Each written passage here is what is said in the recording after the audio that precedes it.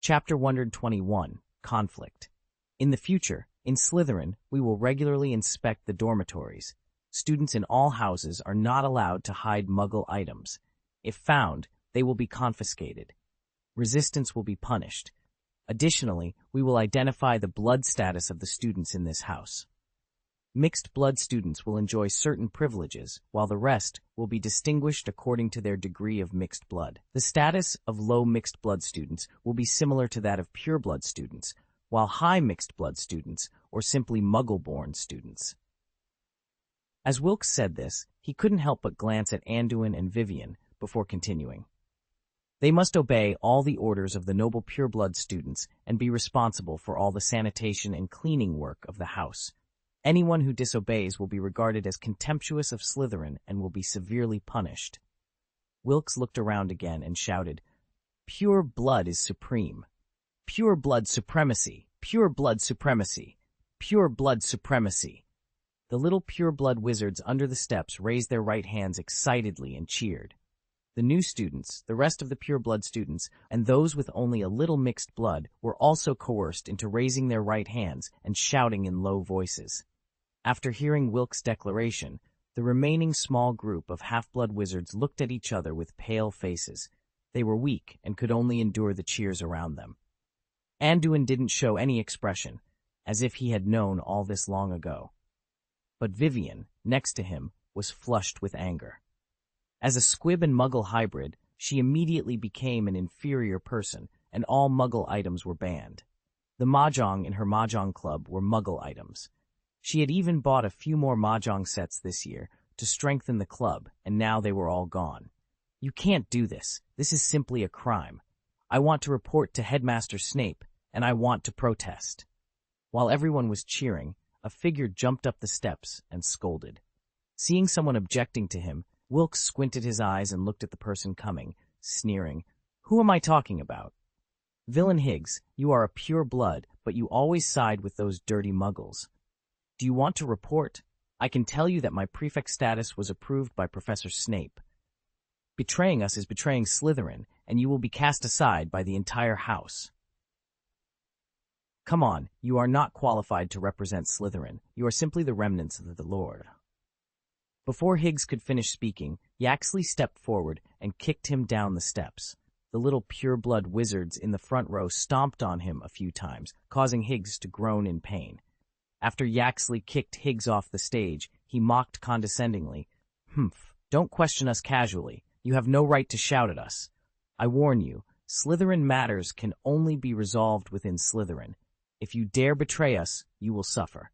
Seeing this, Vivian was furious. She rushed forward with Anduin to push away the crowd and rescue Higgs.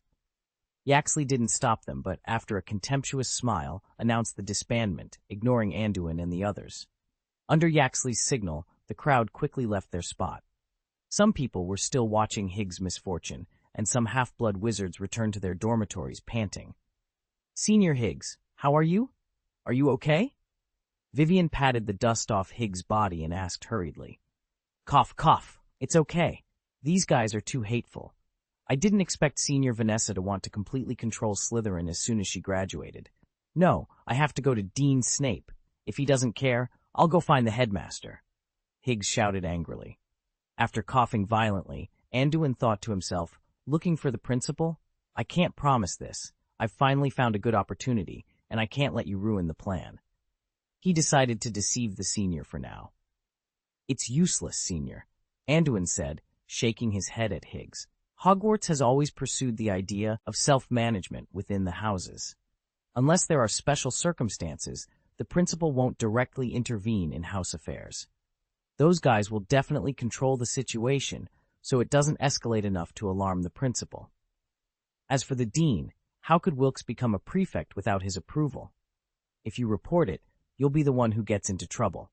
They're looking for someone to make an example of, and you'll only suffer in vain if you get involved now." "Then what should we do? We can't let them destroy Slytherin like this. If this atmosphere continues, the situation for half-blood wizards—" "I can't even imagine," Higgs said, struggling to stand but still indignant. "Anduin, you're Muggle-born. They'll definitely target you. There must be resistance, But we can't rely on the professors to solve this. We have to handle it ourselves, Anduin said, smiling as he whispered into Higgs' ear. You're still in the mood to laugh? What do you mean? Could it be? What did you mean by supporting you? Vivian asked, unable to hide her thoughts. That's right, Anduin nodded. The war has begun, between us and them. Persuasion alone wouldn't work, so Anduin thought of finding a way to keep them from interfering in Yaxley's tyranny. Higgs was taken aback by Anduin's words. He pulled Anduin and Vivienne to an empty corner, staring at Anduin. What war? Are you going to fight those guys? There are a lot of them, and many are senior students. I'm not sure I can defeat them. Don't be afraid. This isn't the first time I've fought against them. I've prepared for this. I just didn't expect them to go so far. Now, all you need to consider is whether you want to join me, Anduin said, sneering as he looked at the two of them. I've been displeased with them for a long time. They want to confiscate my mahjong and ruin my mahjong club. Of course, I support you. Now, Vivienne said, blushing slightly, partly from anger and partly from excitement. Higgs hesitated, looking at the two people in front of him. Their ideas seemed crazy, like ants trying to push an elephant. It seems you're still hesitating, Senior. It's okay. As long as you keep our secret, it doesn't matter if you don't join, Anduin said openly, seeing that Higgs hadn't expressed his opinion. End of this chapter. Chapter 122. The Duel. Are you sure? Higgs asked, incredulous. He couldn't believe he was even considering trusting the young man standing before him. Absolutely. Fighting is what I'm best at, Anduin replied with a confident smile. I don't worry about those guys. In that case, Higgs said, his gaze fixed on Anduin, prove it to me. Otherwise, I can't let you proceed. Your recklessness could endanger both you and Vivian. Higgs scrutinized the junior before him, searching for any sign of fear or hesitation, but found none. As you wish. Tomorrow afternoon, meet me at Hagrid's cabin on the edge of the Forbidden Forest. Do you know the place? Anduin asked. I know it. That's where the gamekeeper lives, Higgs nodded. Vivian, you too, Anduin added, turning to her. Okay, I understand, Vivian replied. She knew Anduin had been staying there for a while and often visited him. Let's leave it at that for now. We'll talk more tomorrow, Anduin said, parting ways with the two and returning to his dormitory. The next day, after a full day of classes, Higgs followed Vivian to Hagrid's cabin. As they approached, they noticed someone had arrived earlier, Charles. He had developed a habit of running to the cabin every afternoon after class as a warm-up. Charles, who had just arrived, was stretching and preparing for his training. He was surprised to see Vivian with a Slytherin senior, but quickly guessed they were there to see Anduin.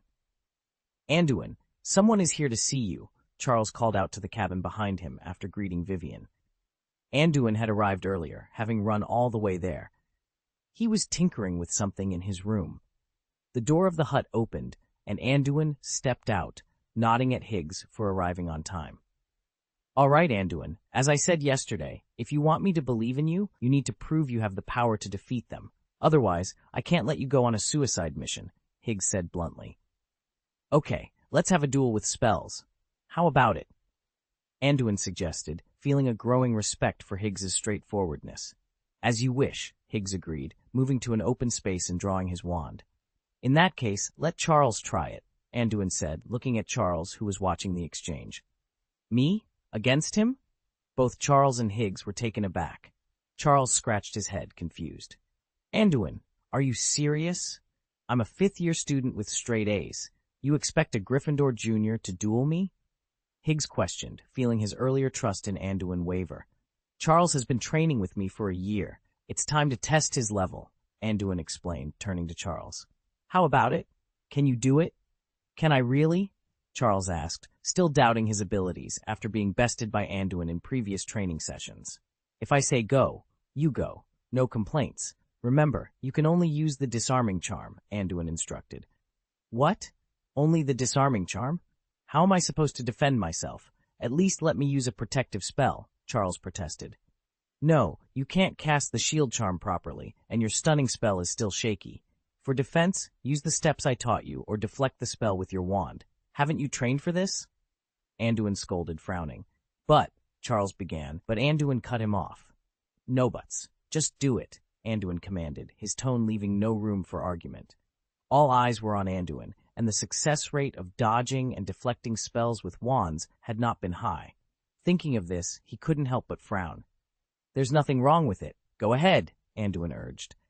"Come on, Charles, I believe in you." Vivian cheered from the side. Higgs, growing impatient, felt that Anduin was becoming increasingly unreliable.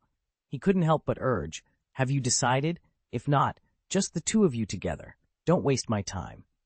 Charles had no choice but to bite the bullet and step forward, standing 10 meters away from Higgs. After taking a deep breath, he said firmly, "I'm ready." Higgs nodded, and after bowing slightly to Charles, assumed a dueling posture. On the other side, Charles did not adopt a traditional dueling stance. Instead, he positioned himself like a fencer in the Muggle world, with one foot in front and the other behind, adjusting his position with slight jumps. His right hand, holding the wand, was horizontally in front of him. He stared at Higgs sharply. "Stupefy, Expelliarmus!" Higgs took the lead in attacking. As expected of the top student in Slytherin, he quickly cast 2 spells with almost no interval between them. The spells shot at Charles at a very fast speed, one after the other. Charles reacted swiftly. As soon as the spells were cast, he relied on his past training experience to quickly determine their trajectory. He dodged the Stupefy and countered with a disarming charm. Seeing Charles react so quickly, Higgs put away his slightly contemptuous expression. He cast a shield charm to block Charles' attack, and then the two began to exchange spells fervently. But soon, Higgs realized something was wrong. The young wizard in front of him was very agile, easily dodging his spells with nimble steps. The curses were fast and relentless, making it difficult for Higgs to keep up. Moreover, Charles was closing the distance between them during the fierce exchange of spells. He was now only 7 or 8 meters away, and Higgs found himself on the defensive. In Charles' eyes, the battle looked quite different. He was very nervous at first, but after a few rounds, he noticed that the senior's attacks were rigid and predictable. Sometimes the spells would curve in the air, and their speed and strength were exaggerated. End of this chapter. Chapter 123. The duel Higgs was different. The spells he fired all traveled in a straight line, and their trajectories were predictable, always pointing to Charles's current position. There were no preemptive attacks to block his movement, making it easy for Charles to dodge. This even gave him the chance to get close to his opponent. The rate of fire of Higgs' spells was only average, allowing Charles to quickly predict the landing point just a meter away from the projectile's trajectory. After dodging a few spells, Charles realized that Higgs' strength was not as formidable as he had initially thought. After a few rounds of fighting, Charles's confidence grew. He continued to use agile moves to avoid attacks, and then launched hasty counterattacks, forcing Higgs into a state of panic. Higgs, who had been standing still and dealing with the situation like a fortress, was now under a lot of pressure. Seeing Charles getting closer and firing more frequently, Higgs couldn't help but take a few steps back. Opportunity. Seeing that Higgs finally moved and was retreating in a straight line, Charles couldn't help but feel overjoyed. This was the simplest moving target at a constant speed. Anduin had trained him for this kind of target half a year ago. Here was his chance. Noticing Higgs' flaw, Charles took advantage of the gap between his opponent's movements and fired 3 spells in quick succession. He then rolled to one side, avoiding several incoming spells, and got up to cast 2 disarming spells. The attack was aimed at a figure behind Higgs. Higgs saw the 3 spells coming and quickly used the Iron Armor Curse to block them. However, just after blocking the 3 disarming spells, 2 more spells appeared from the side. He had no time to use the Iron Armor Curse again. He had no choice but to condense his magic power like Charles and used his wand to deflect 1 spell away, but the other disarming spell hit him squarely. The force pushed him back a few steps, and he sat down on the ground, his wand flying high and landing in Charles' hands. "Huh!" Charles took a long breath, then looked at the captured wand in his hand and cheered. "I won! I won!" Vivian, standing nearby, screamed excitedly, "Charles, you were amazing! What a wonderful showdown!" "Okay, why are you so excited?" Anduin frowned, walking forward with a sports timer in his hand. "Your pace is much slower than at the end of last semester, and your reaction time after casting spells is too long." Do you have to see whether the spell hits the enemy or not? You don't know how to act in advance? And the swing before casting the spell is too long. Many times, you could cast 4 spells in the time it takes you to cast 3. To be honest, did you get lazy during the summer vacation? You must not have practiced according to the schedule I gave you, so you still have the nerve to write to me to complain? Charles didn't expect that after winning the duel, he would receive a scolding from Anduin. He scratched his head nervously, and Vivian, who had been cheering for him, quieted down, though her face was still flushed with joy. Higgs, meanwhile, looked at his disarmed right hand with mixed feelings. Seeing this, Charles quickly stepped forward, pulled Higgs up from the ground, and returned the disarmed wand to him. Higgs looked at the wand he had lost and recovered, and couldn't help but ask Charles, "Your strength is impressive. I admit defeat, but I still want to know, does Anduin have the same strength as you?" "Am I strong?" Charles felt embarrassed by Higgs's praise. "But Anduin always criticizes me for being weak. I'm not as strong as Anduin. If it were him fighting against me, I would have been beaten long ago."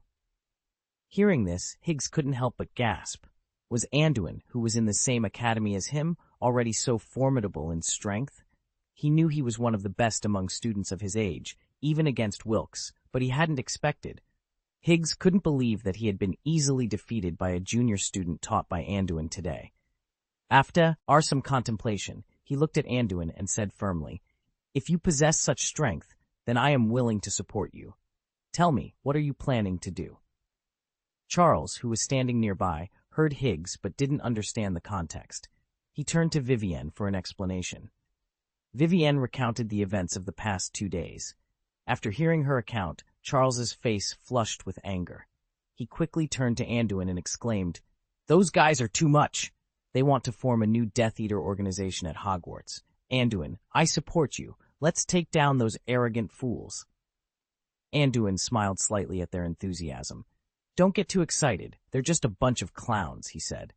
Then, turning to Higgs, he continued, "Senior, your task is simple. I'm not asking you to confront them directly. I just need you to clean up the mess after I defeat them."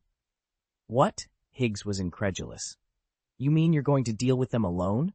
Are you crazy?" "Don't worry," Anduin replied calmly. "I've been preparing for this, and I'm confident I can handle them.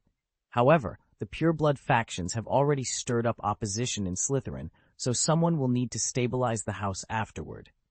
Higgs frowned, deep in thought.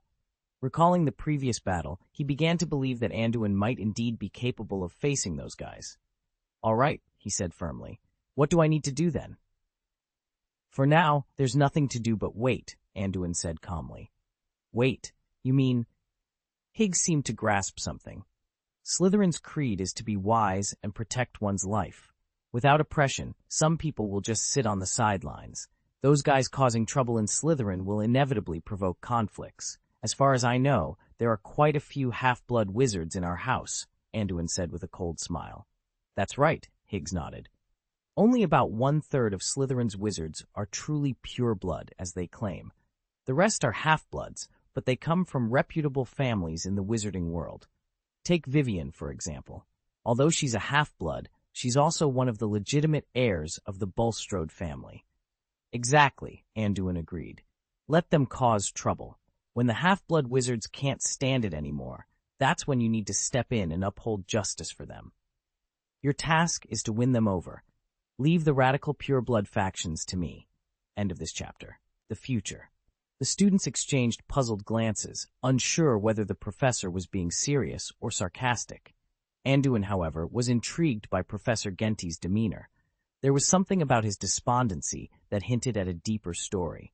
"Professor Genty," Anduin spoke up, "what exactly do you mean by that? Are you suggesting that we should learn to mask our true feelings?" Professor Genty's eyes flickered with a hint of interest at Anduin's question. "Precisely, Mr. Anduin. In the real world, especially in the wizarding community, there are times when you must hide your true emotions and intentions. This is a skill as valuable as any spell." The class fell silent again, absorbing the weight of the professor's words. It was an unusual lesson for a Defense Against the Dark Arts class, but it resonated with Anduin. He knew all too well the importance of maintaining a facade. Now, Professor Genti continued, let's move on to something more practical. Today, we will learn about the Patronus charm. Can anyone tell me what it is? Several hands shot up, and Professor Genti pointed to a student in the front row. Yes, you. The Patronus charm is a powerful protective spell that conjures a Patronus, which can ward off Dementors and other dark creatures, the student recited. Correct, Professor Genti nodded. The incantation is Expecto Patronum. However, casting a Patronus requires more than just saying the words.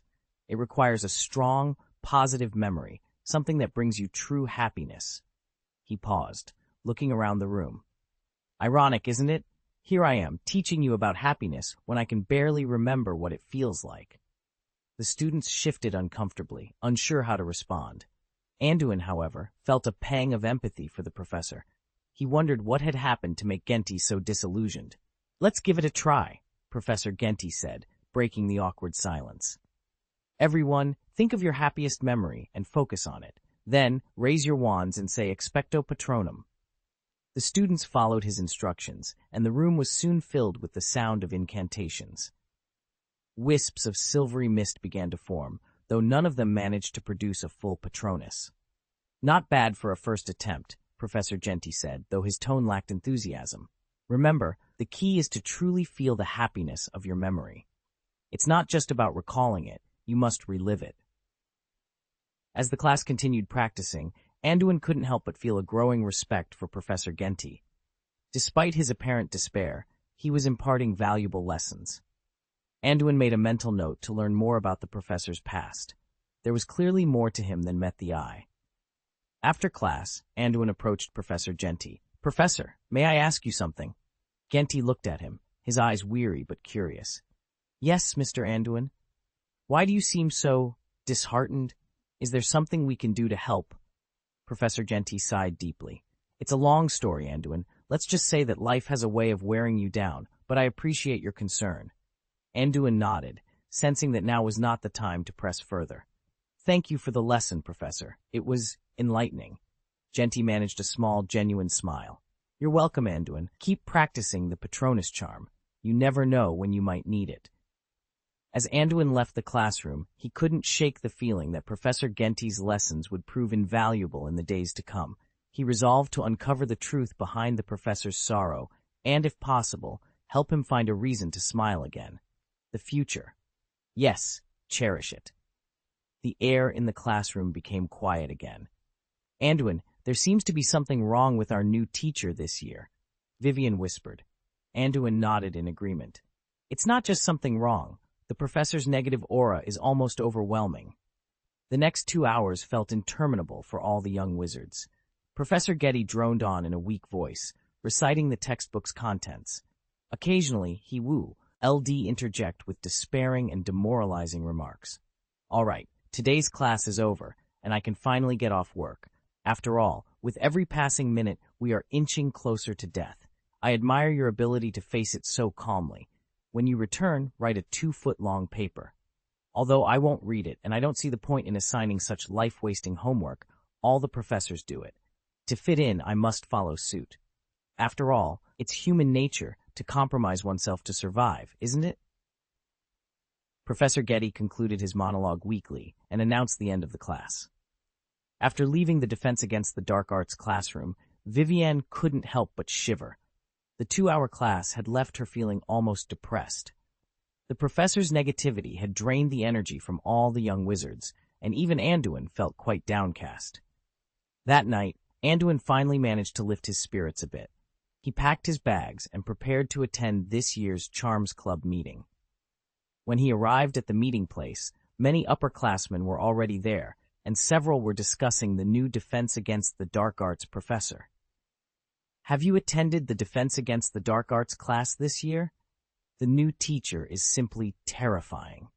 Attending his class feels like being under a dark enchantment. It makes me have nightmares at night, said a 7th-year student. End of this chapter. Chapter 125, Demon Spell Demonstration. Isn't that right? I heard that the professor used to be a Gringotts Cursebreaker. He has very strong anti-curse and curse-breaking skills, but I don't know when it started, and the whole person became like that. another male senior said in agreement.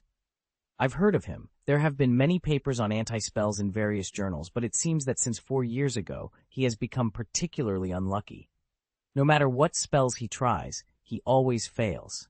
There are always accidents where things go wrong, and he hasn't been a spellbreaker since then. Shirley Leinster, who joined the club the same year as Anduin and is now in 7th grade, chimed in. Shirley has always been particularly obsessed with anti-curse, which is also her main research direction. You said, could it be that he was under some special curse when he was in Egypt? His situation is too abnormal. Another senior interrupted after hearing Shirley's words. Who knows, maybe there is such a possibility. Otherwise, how can you become like this when you say that you are a good person? Senior sister Shirley also had similar doubts. While everyone was discussing, Professor Flitwick came in and brought 2 young wizards who seemed to be new members. Seeing that the professor had arrived, the crowd dispersed and went back to their respective seats, listening to the professor preside over the assembly. Anduin couldn't help but have some guesses in his heart when he heard the discussion of the crowd. The state of that Professor Reddy must be abnormal, but now there is too little information and there are no clues. Looking at the empty chairs beside him, this has always been the seat of Senior Vanessa. This senior, who is also a Slytherin, has helped him a lot. He wondered how things were going now. He heard that the senior had joined the Ministry of Magic and seemed to be doing an internship in the Auror office now. While he was lost in thought, Professor Flitwick spoke. Everyone, it's great to see you again in the new school year. Similarly, let me first introduce the new members who joined the Charms Club this year. After finishing speaking, Professor Flitwick looked at the 2 young wizards standing beside him and said, the first one is a 5th-year student from Hufflepuff House, Marlin Macmillan. Welcome. Everyone in the audience gave warm applause, and then the professor introduced another female student. This is a 3rd-year Ravenclaw student, Oriana Sinkley. Everyone, welcome. Anduin saw that this was an acquaintance. He remembered that this girl entered Hogwarts on the same boat as him when he first entered school. He seemed to have met her once before. When did she come? He kind of forgot. Let's arrange a seat for you to sit down first. Marlin, you sit there. Oriana, you sit there. That is the seat next to Anduin, Professor Flitwick said as he introduced the new members and began to assign seats. Oriana, who was walking down from the podium, walked towards her seat and happened to see Anduin next to her seat. She couldn't help frowning. He was a total rude guy who didn't expect him to be in this club. But Oriana was wrong when she thought about it. She was selected by the professor to join in the 3rd grade. Isn't this guy in the same grade as her? How could he join the club earlier than herself? Puzzled, Oriana frowned and sat next to Anduin.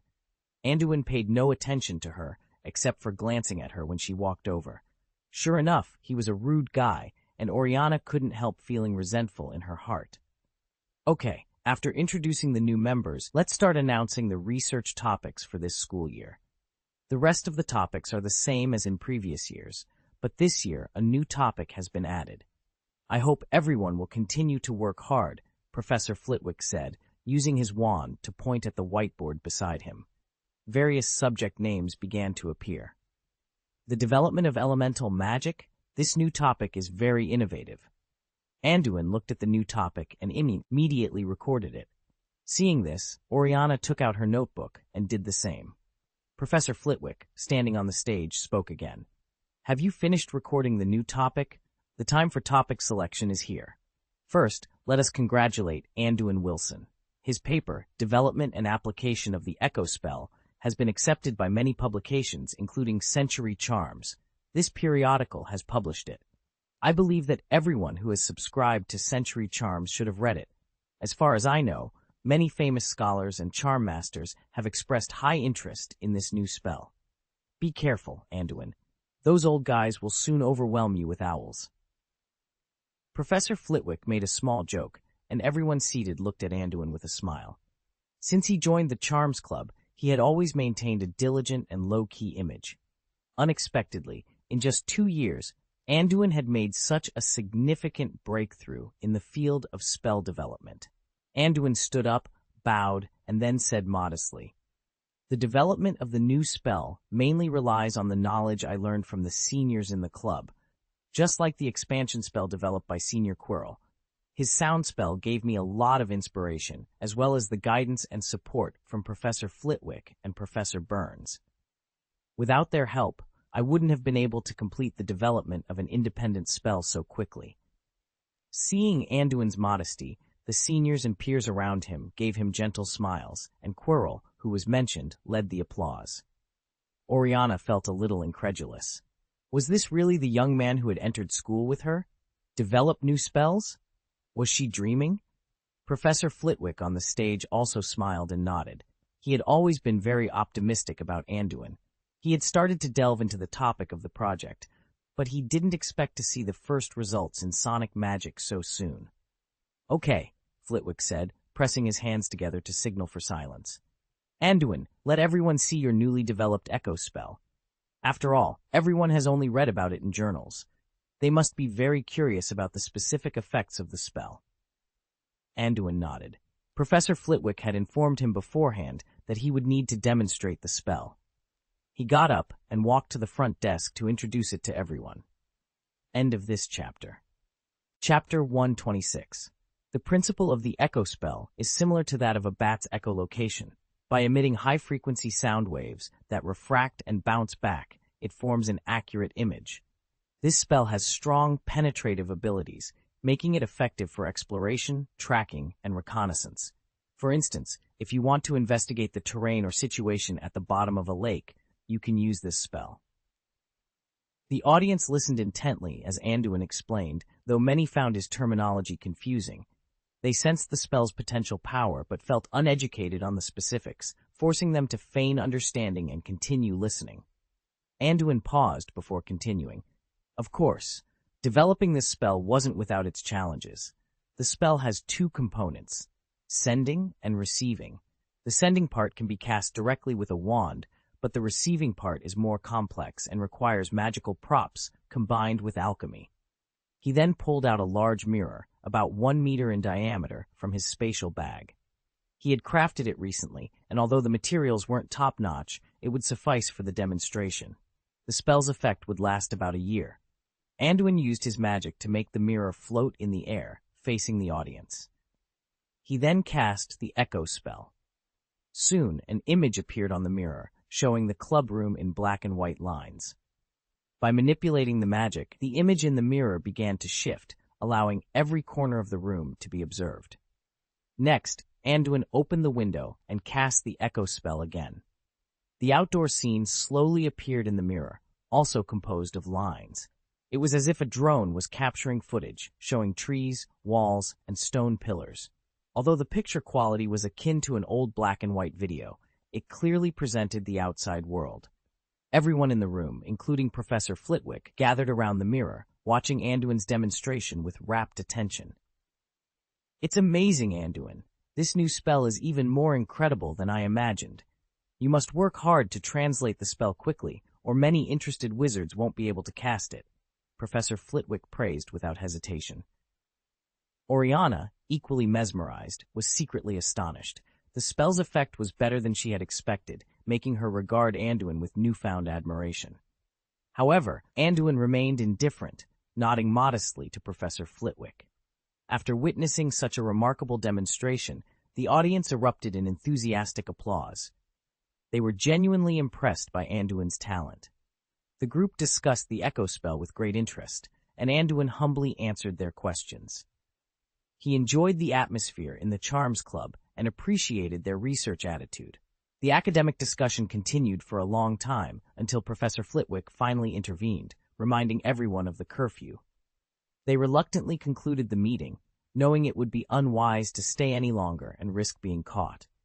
After bidding farewell to everyone, Oriana turned to speak with Anduin, only to find he had already disappeared. She hadn't managed to say a single word to her acquaintance all night.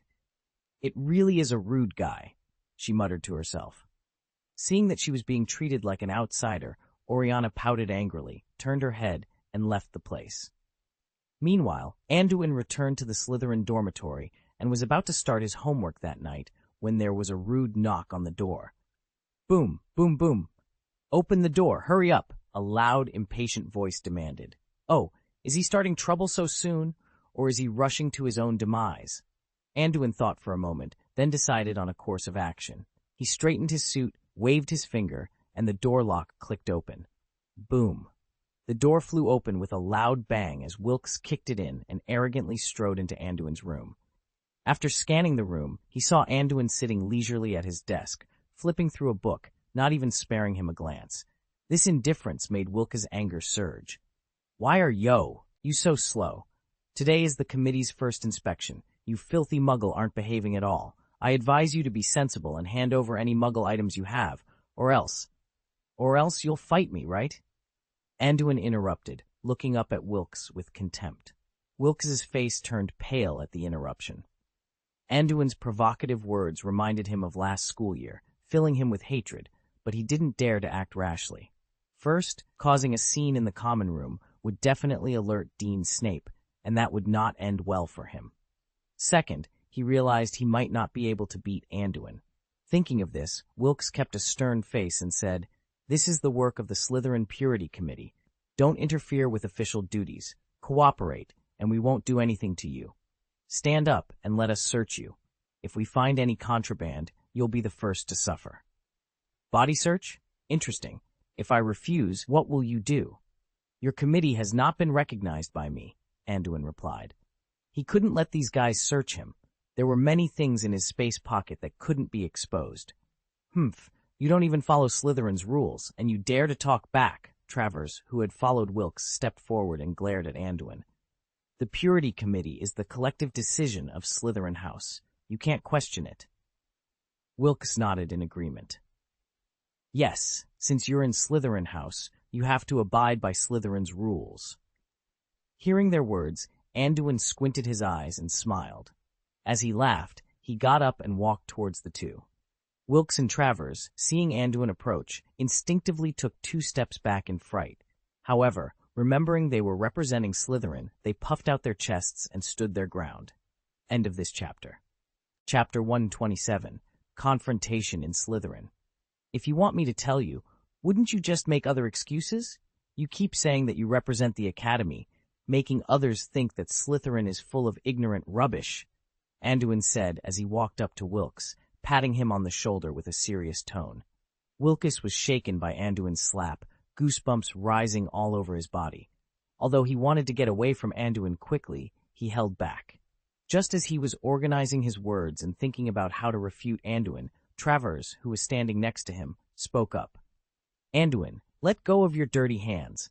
As pure-blood nobles, we are the ones who set the rules of Slytherin. What? Do you want to challenge our authority?" Travers gagged at the sight of Anduin's flirtatious expression and yelled angrily, his voice echoing down the corridor. With Travers' support, Wilkes regained some confidence. He shook off Anduin's hand from his shoulder and said with a stern face, "You can't do anything foolish here. Think clearly about the price of not obeying the rules. Now stand aside for inspection." "Heh, rules? I like that word, but unreasonable rules, and rules made by the weak, don't need to be followed. You want to check? Come and try. If you are strong enough, I don't mind following your rules." Anduin's expression gradually turned cold as he stared at the two with piercing eyes. With a thought, the door behind Travers and Wilkes closed with a creak and quickly locked. Startled, they stepped back and shouted, "What are you doing?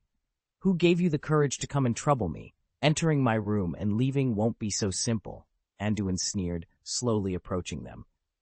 "Don't come any closer. Open the door quickly.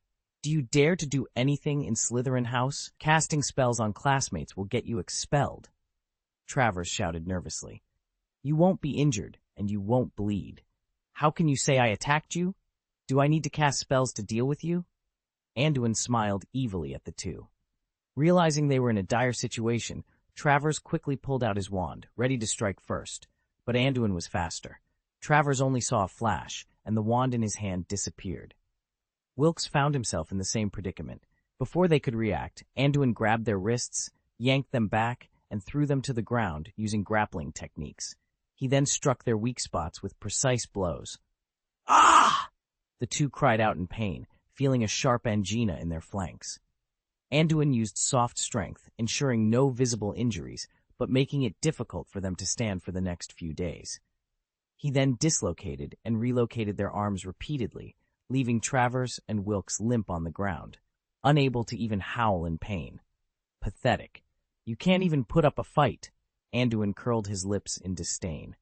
He threw them out of the dormitory door and said indifferently, "Tell Yaxley that if he wants to deal with me, he should do it himself. If you dare to disturb me again, it won't be so easy." With that, he closed the door heavily. Travers and Wilkes lay in the corridor, too weak to get up. Eventually, some other pure-blooded wizards found them and carried them to Yaxley. Yaxley watched as several people carried Travers and Wilkes to his dormitory. He looked at them with dissatisfaction. Why, he dared to. Wilkes, still panting heavily, looked at Yaxley and said quickly, "That's right. That mudblood was so rampant. He dragged us into his dormitory and beat us up without any reason. You have to decide for us." Yaxley stepped forward to inspect the two of them, then asked curiously, "Where did he hit you? Why can't I see any injuries on your bodies?" Hearing Yaxley's question, the two began to complain, but they noticed that Yaxley's expression grew increasingly strange. "He didn't pay attention to us at all. Now we'll call everyone to make him pay," Travers said, filled with resentment at the thought of Anduin. "So, he beat you up, but didn't leave any wounds on your bodies. If you go to him like this, he will definitely not admit it," Yaxley pointed out. "Then what? Let him go like this? Won't we be beaten for nothing?" Wilkes said excitedly, "Don't worry, we can't go too far in the academy. That guy is so measured, he obviously knows this. Today, I asked you to check his dormitory mainly to see his flexibility. Since he behaved so tough, we can't let him go so easily," Yaxley sneered. "What do you mean?" Wilkes asked, frowning slightly. "Don't worry about Anduin for now. You are responsible for managing other little wizards, especially those half-blood wizards. As for Anduin, you must not do anything in school. I don't believe he can keep hiding like this in Hogwarts. There will always be a time to catch him," Yaxley instructed calmly. Although the two wished to deal with Anduin immediately, after hearing Yaxley's plan, they forced themselves to calm down. In the next few days, the Purity Committee didn't bother Anduin anymore. Instead, they targeted other young wizards, searching the students' dormitories under the guise of government orders and confiscating many personal items. The other young wizards, not as courageous as Anduin, could only swallow their anger. Vivienne was furious. Almost all the mahjong tiles in her possession were confiscated, nearly dismantling the mahjong club she had established. The members of their club were deeply upset, but Yaxley and his followers dared not speak out. Many Slytherin students were like this. They only cared about protecting themselves. As long as they were fine, they ignored the plight of others. Yaxley and his group exploited this mentality, winning over one group and suppressing another. The half-blood wizards were directed by them daily, but still dared not speak out after being bullied. To Anduin, the mentality of these young wizards was reminiscent of the Jews during World War II. They were shrewd and capable, but obedient, never thinking of rebelling, just hoping not to be bullied. Moreover, Anduin discovered that the purebloods had begun to monitor and follow him again, but it was much more secretive, mostly concentrated on weekends. Did they expect him to do something outside the school? How could he not see such an obvious intention? Third-year students had a privilege. They could go to Hogsmeade on weekends, the only purely wizarding village in the British wizarding world. However, young wizards needed a guardian's signature to go. Anduin hadn't left Hogwarts for the entire summer vacation, and as an orphan, he didn't have a guardian. Considering his situation, Professor McGonagall agreed to let Hagrid sign for him as Anduin's temporary guardian. End of this chapter. Chapter 128, A Strange Atmosphere. Even though Anduin had permission, he didn't rashly venture out to Hogsmeade on weekends. The school was his safe haven, and with the actions of those pure-blood wizards, it was clear to anyone that they were planning to ambush him outside the school, and they would be ruthless. You are looking for opportunities, but I am also looking for opportunities. Rosier's side is almost done, and we have to wait. What's the point of playing with these little wizards? If you want to catch big fish, you have to catch big fish, Anduin thought to himself. After contemplating his next move, he headed to the hut in the Forbidden Forest and waited quietly. Before long, Higgs, Charles, and Vivian arrived, and to Anduin's surprise, Charles had brought someone with him, Bill. "Brother Anduin." Bill hadn't seen Anduin since the opening ceremony, and he ran towards him excitedly. Anduin had asked Charles to bring Bill here. He felt it was necessary to include Bill in his training plan. Since he had come to Hogwarts, he had to take care of the Weasleys' children. Charles, knowing about Anduin's plan, was fully supportive. As an assistant coach, he was already addicted to the role, and he enjoyed directing Vivian and Vin Higgs in their training with a straight face all day long. Watching Bill greet Anduin with a smile, Charles also had an inexplicable smile on his face. After explaining to Bill that he wanted him to train together, Bill readily agreed. In his opinion, Brother Anduin wanted to give him a little treat. The elder brother wanted to take him to play, so there was nothing to refuse. But soon, Bill regretted his decision. As soon as classes were over in the afternoon, the excited senior Charles took him to the Forbidden Forest hut. Upon arrival, he began guiding Bill to stand upright and then extended endurance training. After this set of operations, Bill could barely get up anymore. On the other side, Charles, Vivian, and others were practicing walking, target shooting, casting spells, and more. Bill was stunned from the sidelines. Was this the training content waiting for him in the future? Could high-intensity training really prevent sudden death?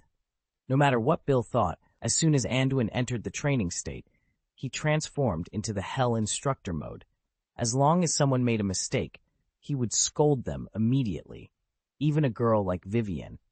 However, the effect of this kind of training was very obvious. Bill found that he had made great progress in both his perception of magic power and the speed of mastering spells. His physical fitness had also greatly improved, and his mental state was much better than before. As time went by, the atmosphere in Slytherin became increasingly strange. After receiving Anduin's admonition, Villain Higgs no longer directly opposed the wizards of the committee. Anduin was going out early and returning late every day, keeping a low profile, which made the purebloods feel that he must be scared, and their behavior became more and more unscrupulous. When a person has power, is no longer governed by rules, and lacks self-control, it is the beginning of the expansion of ambition. These guys were obviously not self-disciplined people. Since their removal of Muggle items went well, they gradually oppressed the space of half-blood wizards. Wilkes completely controlled the Slytherin Quidditch team, and those clubs involving Muggles were banned. In addition to Vivian's Mahjong Club, there was also a reading club organized by a half-blood wizard and a Muggle research club. The Learning Society organized by the little wizards in the class was also revoked, and Wilkes even threatened them to change their elective courses. Anduin had always wondered why their dean, Professor Snape, didn't intervene, but he rarely saw the dean except for potions class. The atmosphere in Slytherin had been tense for over 2 months. Anduin, who often practiced with Charles and the others near the hut, noticed something unusual that day. Vivian hadn't shown up. Velen mentioned that Vivian had gone back to the common room to put away some books, but it was unlike her to keep people waiting for so long. Anduin wondered if Vivian found the training too difficult and had decided to skip it. She often complained about the hardships and tiredness, and she had a tendency to slack off whenever she could. Anduin didn't mind too much, as he allowed her to be a part of the group without putting too much pressure on her during training. As he pondered, he saw Vivian approaching with a young wizard beside her. It was Ibrahimovich Gamper, whom he had seen before. Ibrahimovich's face was streaked with tears, and he looked utterly miserable. Vivian, on the other hand, had an indignant expression, and Anduin noticed that one side of her face was slightly red and swollen, as if she had been struck. "What happened? Did someone hurt you?" Anduin and the others hurried forward, concerned. Upon seeing them, Ibrahimovich seemed to remember his grievances and burst into tears again. What else could it be? Those guys are such bullies. They won't even spare first-year wizards. Vivian angrily explained the situation to everyone. It turned out that while they were in the Slytherin lounge, some members of the committee found a photo of Ibrahimovich's grandmother. Since his grandmother was a Muggle, the photo was confiscated. Little Ibrahimovic, being a first-year student, tried to argue with them, but he had no power to resist. In a cruel act, they threw his grandmother's photo into the fireplace and burned it to ashes right in front of him. End of this chapter. Chapter 129. Love on Campus. Vivienne, who had returned to the lounge to store her belongings, happened to witness the scene and immediately rushed forward, driven by a sense of justice. Millie Osbert, the sixth-grade female prefect, dared to confront Vivienne, a half-blood wizard. The two quarreled, but with her limited vocabulary, Millie was no match for Vivienne and was verbally defeated. Unable to win the argument, Millie resorted to physical confrontation. Initially, it was just pushing and shoving, but the anger between them escalated, leading to a full-blown fight. Despite her efforts, Vivienne, being alone and weaker, eventually had to flee with little Ibrahimovic. Don't worry, I didn't lose. The exercise I've been doing lately wasn't in vain. I managed to scratch Millie a few times, though she did pull my hair, Vivienne boasted stubbornly, despite clearly having been at a disadvantage. Charles, feeling distressed, stepped forward to brush her hair and check for injuries on her face. This gesture made Vivienne blush, and she awkwardly turned her head away. After a moment, Ibrahimovic asked Anduin cautiously, "Senior, did I really do something wrong? Is it really a sin to have Muggle blood? Apart from magic, I don't see any difference between us." Seeing this, Anduin realized that these young wizards had been brainwashed by pureblood wizards, causing them to doubt themselves. He felt a pang of discomfort. Don't listen to them. Those guys are just looking for a sense of importance. If they had the guts, they'd trouble the dean, who is also of mixed race. Vivienne said angrily, while Charles helped her with her injuries. That's right. Some people just look for excuses to bully others. Even if Slytherin were full of pureblood wizards, they'd find other ways to cause trouble.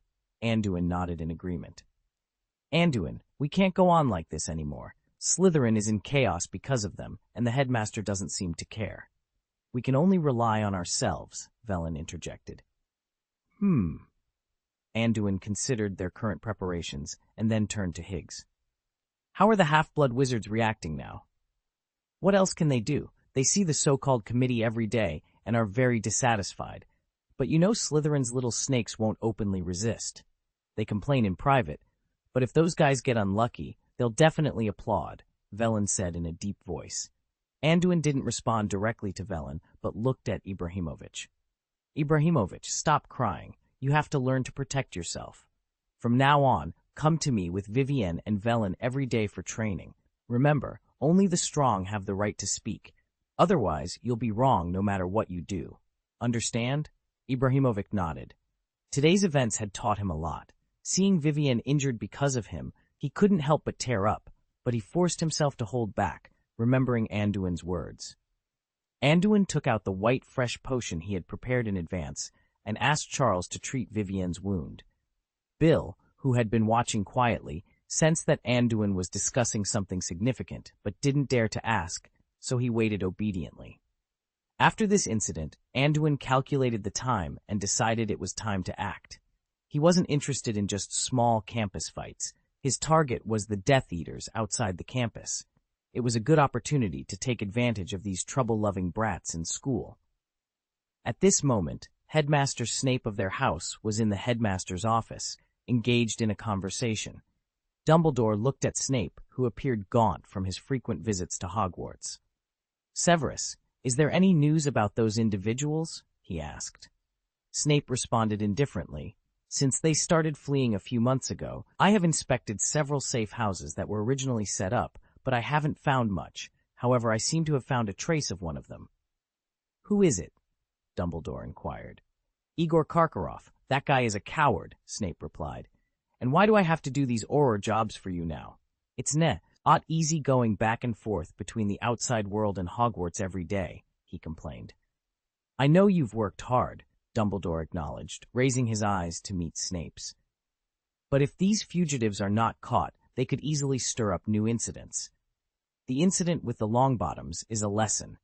The Dark Lord's absence makes them even more reckless. Since you have been in contact with them, I can only rely on you. I will ask Moody to follow your leads, but you will need to spend more time on this." Humph. I knew I was on your pirate ship, Snape grumbled. I won't talk about things outside the school, but what about the situation inside the school? He stared at Dumbledore with piercing eyes. What do you mean? Dumbledore asked, puzzled. Yaxley and Wilkes are causing trouble in Slytherin House. Don't tell me you don't know.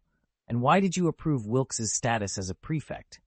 That guy is practically a Death Eater in training, and I suspect Yaxley has already joined them, Snape said. Ah, you mean this, Dumbledore said, pushing his glasses up the bridge of his nose and looking at Snape playfully. I give every child at Hogwarts a chance. The same goes for Yaxley and the others.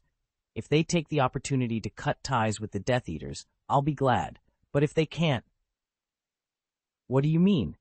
Are you planning to use them to find the Death Eaters? You're risking the safety of the other students. Snape shouted angrily. Don't worry, Dumbledore reassured him.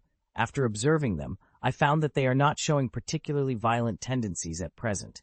If they do go to extremes, I will step in to stop them. Sometimes, the more unrestrained the environment, the more you can see a person's true nature, don't you think? And what about Anduin? As a Muggle-born Slytherin, I can tell those guys want to tear him apart. There was a conflict between them before, and he didn't leave Hogwarts for the entire summer. You don't think it's because he loves the campus, do you? Snape frowned, staring at Dumbledore. Dumbledore remained silent, contemplating Snape's words. End of this chapter. Chapter 130. Another Vivian. I thought you hated that guy. Dumbledore raised his eyebrows and smiled teasingly. You have to have some confidence in him. Anduin is a cautious and smart kid. The most remarkable thing is that he has a good sense of justice. After all, a young wizard who can hold his own against a potions professor is not someone we need to worry about. That's why I held back from the beginning. Snape retorted angrily after being ridiculed by Dumbledore. It's equivalent to an adult wizard holding back. I also want to see what he will do in such an environment. You still want to test him with this kind of thing? Be careful not to play with fire and get burned, Snape warned, giving Dumbledore an angry look before turning around and walking away with a flick of his sleeves.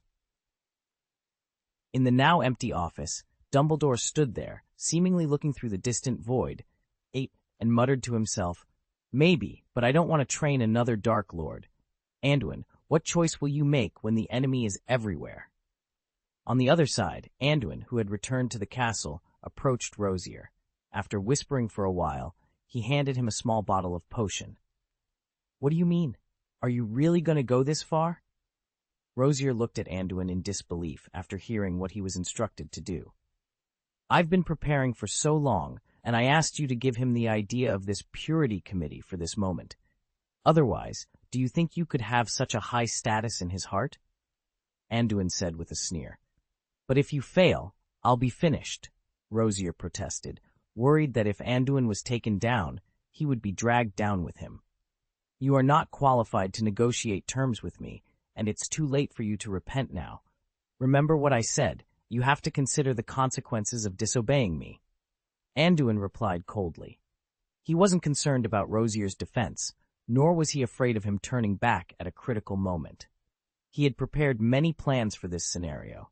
Rosier looked at Anduin with slightly resentful eyes before turning around and disappearing from sight. He regretted provoking Anduin in the first place and listening to his nonsense about urging Yaxley to set up some kind of committee. In the end, Rosier sighed, acknowledging that it was too late for regrets. He shook his head helplessly and returned to the common room. What are you talking about? That guy Anduin will go to Hogsmeade at Christmas? Are you sure? Yaxley asked Rosier, who had just arrived. Yes, I overheard Anduin when he was chatting with Vivienne. It is said that Vivienne and Velen are also planning to stay at school during Christmas. Maybe they are staying at Hogwarts. I can't hold it for too long. Rosier reported truthfully to Yaxley according to Anduin's instructions. Ha ha! Yaxley laughed loudly, his eyes sparkling. That kid really can't help it. Vivienne and Velen, right? Dregs are always mixed with dregs. Yaxley happily paced back and forth, then turned to look at Rosier again. Good job, Rosier, but this news needs to be confirmed again. Let's see if those two also apply to stay at school for Christmas. If they do, then it's certain. This time, We must not let that guy get in the way. Rosier could only obediently agree. The Christmas holiday approached quickly, and besides Anduin, Vivienne and Velen also applied to stay at school for Christmas. This confirmed Rosier's information for Yaxley. However, Yaxley and the other pureblood wizards did not apply to stay at school during the holidays, as that would be too obvious. Soon, during the Christmas holiday, Yaxley and the other pureblood wizards boarded the return train. But instead of reaching their destination, they secretly got off the train at Hogsmeade Village. In the small home of a wizard in Hogsmeade, a group waited quietly. Yaxley, who had been waiting for 2 days, turned to the 2 young wizards he had sent to investigate. "What's the news?" he asked. "We found Velen and Vivienne," one of the young wizards reported. "They're at the Thor E. Broomstick's bar waiting for someone. We suspect Anduin will join them soon." "In a place like that, it's difficult for us to make a move," Wilkes commented. Yaxley smirked. "I've prepared for this. Look over there." Wilkes followed Yaxley's pointing finger and saw another Vivienne standing nearby. "Who is this?" Wilkes asked, puzzled. "Ha! Quick! Don't you recognize me?" the second Vivienne said with a mocking expression. "Millie, is that polyjuice potion?" Wilkes realized, examining the transformed Vivienne with surprise. "Exactly. Vivienne dared to contradict me earlier, so I took a few strands of her hair. Now it's coming in handy," Millie said proudly. "I've been planning this for a while," Yaxley said, clearly pleased with himself. "When Millie and Vivienne had a conflict last time, I had this idea. I asked Rosier to prepare the polyjuice potion. Now it's time to use it." The young wizards around them praised Yaxley's foresight, but Travers remained skeptical. "What if Anduin isn't fooled? He's very cunning. Are you sure you can lure him over?" Travers asked. "That depends on Millie's acting skills. Millie, can you handle it?"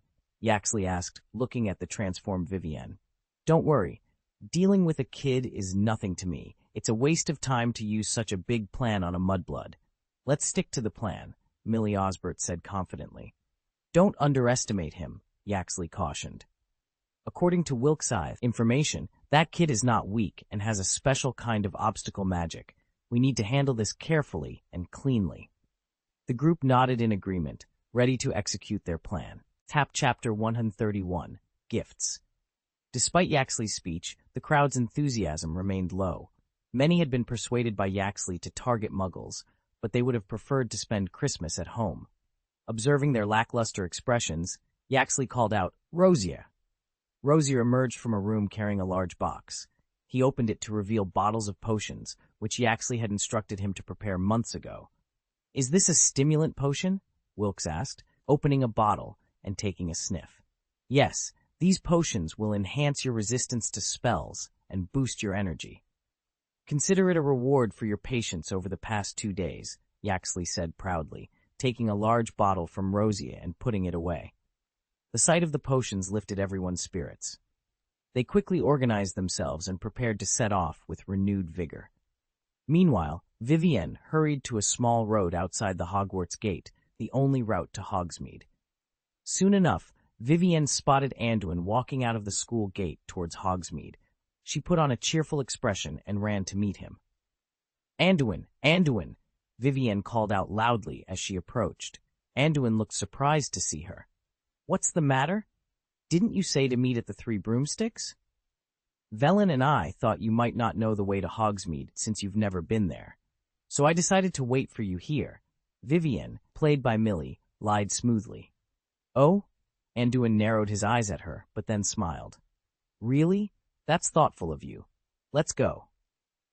Vivienne felt a surge of contempt for Anduin. Travers had always described him as cunning, but he seemed easily fooled. She led the way silently while Anduin followed with a smile. "Why are we heading to such a remote area? Is this the way to the Three Broomsticks?" Anduin asked, scanning the surroundings. Vivienne tensed up at his question, not expecting him to notice. I thought I might give you a Christmas surprise." "You can't fool me with such a cliché," Anduin said, not looking at her. Haha, I didn't expect you to figure it out so quickly," Vivienne replied awkwardly, sweating slightly. She glanced at Anduin with disdain. Was he really worth Yaxley's efforts?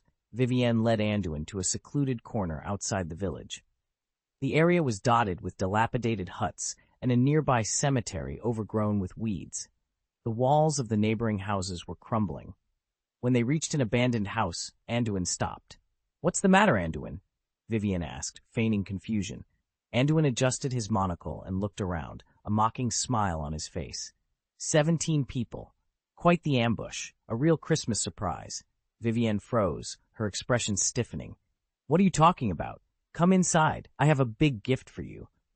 "Your gift is too ugly. I'll take it myself," Anduin said, not waiting for her reaction. He swiftly kicked Vivienne's knee, causing a loud crack, and then delivered a vicious right hook to her face, sending her flying more than a meter away. Before she could even make a sound, she turned over and fell heavily to the ground, losing consciousness instantly. At that moment, a strange transformation began to occur on the body of Vivienne. Her face contorted, and her body gradually started to deform. After a short while, the original Vivienne reverted to her true form, the appearance of Millie Osbert, the headmistress of the 6th grade. Apparently, Anduin had already suspected that something was amiss with the Vivienne beside him. Clap! Clap! Just as Anduin laid Millie down, a burst of applause echoed from behind him. "Impressive, Anduin. Can you answer a question for me? When did you realize that the Vivienne next to you wasn't the real one?" "Of course, I recognized it from the very beginning. The real Vivienne doesn't talk so little," Anduin replied without even turning his head, recognizing the voice behind him as Yaxley's. "Oh," Yaxley sneered, "then you still dared to come here alone. Should I commend you for your bravery or criticize you for your overconfidence? Did you invite me here just to chat? If you keep talking, I'll start mistaking you for Vivienne," Anduin said, rubbing his ears and smiling. He still didn't look back because he had detected with an echo spell that most of the enemies were concentrated in front of him. Seeing that Anduin hadn't fallen into their trap, the guards in the dilapidated house emerged one after another. They spread out around him, gradually encircling him, each one glaring at him fiercely. Travers, flushed with excitement, grinned maliciously. "You can't escape today, you filthy bastard.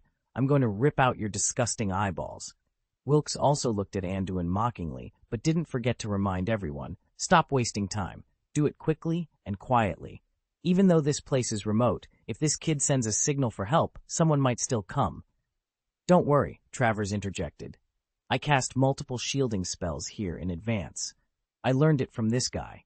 Even if you blow this place up, no one will hear it, and no one can save him." Travers had been preparing for his revenge for a long time. Yaxley, observing Anduin's predicament, couldn't help but smile. "You still haven't answered my question, Anduin. Who gave you the courage to follow me? You should know, we had several plans for you, and using Polyjuice Potion was almost the worst one. I never thought that idiot Millie could actually lure you here." End of this chapter. Chapter 132, Ambush. At this moment, Anduin surveyed his surroundings like a predator among prey. He spoke calmly, "I just don't want to be too troublesome. Solving the problem all at once saves time." He paused, adding, "And it's been a long time since I left Hogwarts. I'm short of money recently." After hearing Anduin's words, everyone saw him smile coldly before disappearing into thin air. "Hurry up," Wilkes shouted hastily. "It's the illusion spell, flying sand and rolling stones." Yaxley reacted quickly, waving his wand to conjure a cloud of dust mixed with stones that exploded around Anduin. The flying dust sprayed everywhere, and a figure loomed within the sandstorm. Despite the obscured vision, everyone noticed the figure moving rapidly, closing in on Wilkes. Seeing Anduin rushing towards him, Wilkes quickly raised his wand to launch an attack. The others around him also began casting curses at the figure, with various spells flying in its direction. Front teeth match big stick. Drowsy, all petrified, quickly repel. But Wilkes saw that the figure moved like a nimble fox, dodging curses with ease. One petrification curse came within 2 centimeters of Anduin's face, but he still dodged it calmly. In an instant, the figure was upon Wilkes. Wilkes, now panicking, felt a heavy blow to his abdomen. The figure grabbed him by the collar and threw him behind. The curses fired by everyone else hit Wilkes, who was thrown into their path. The sporadic curses that missed Wilkes were easily deflected by the figure with his wand. Wilkes, now hit by several curses, had long teeth growing out of his mouth and collapsed with a stiff body and a livid face. Misty clouds, Anduin chanted for the first time, and a thick fog emerged, blocking everyone's vision. The besieging crowd, facing this situation for the first time, grew nervous. They blindly fired curses in the direction where Anduin had been, but their accuracy was poor in the low visibility. Most of the spells missed, and the few that hit often struck their own comrades. Ah, damn it, who hit me? That mudblood is opposite me. He just cast a curse at me. Chaos ensued. The attacked wizards counterattacked in the direction of the incoming curses, and the accidentally injured wizards cursed loudly. Spells flew wildly in the dense fog, often hitting their own people. Amidst the confusion, a figure appeared and disappeared in the fog, and screams followed as the little wizards were knocked down one by one. In just a few seconds, several of the ambushers fell, some attacked by the lurking Anduin, others accidentally injured by their companions' curses. Seeing the situation, Yaxley yelled loudly, "Calm down. Don't cast any more random spells."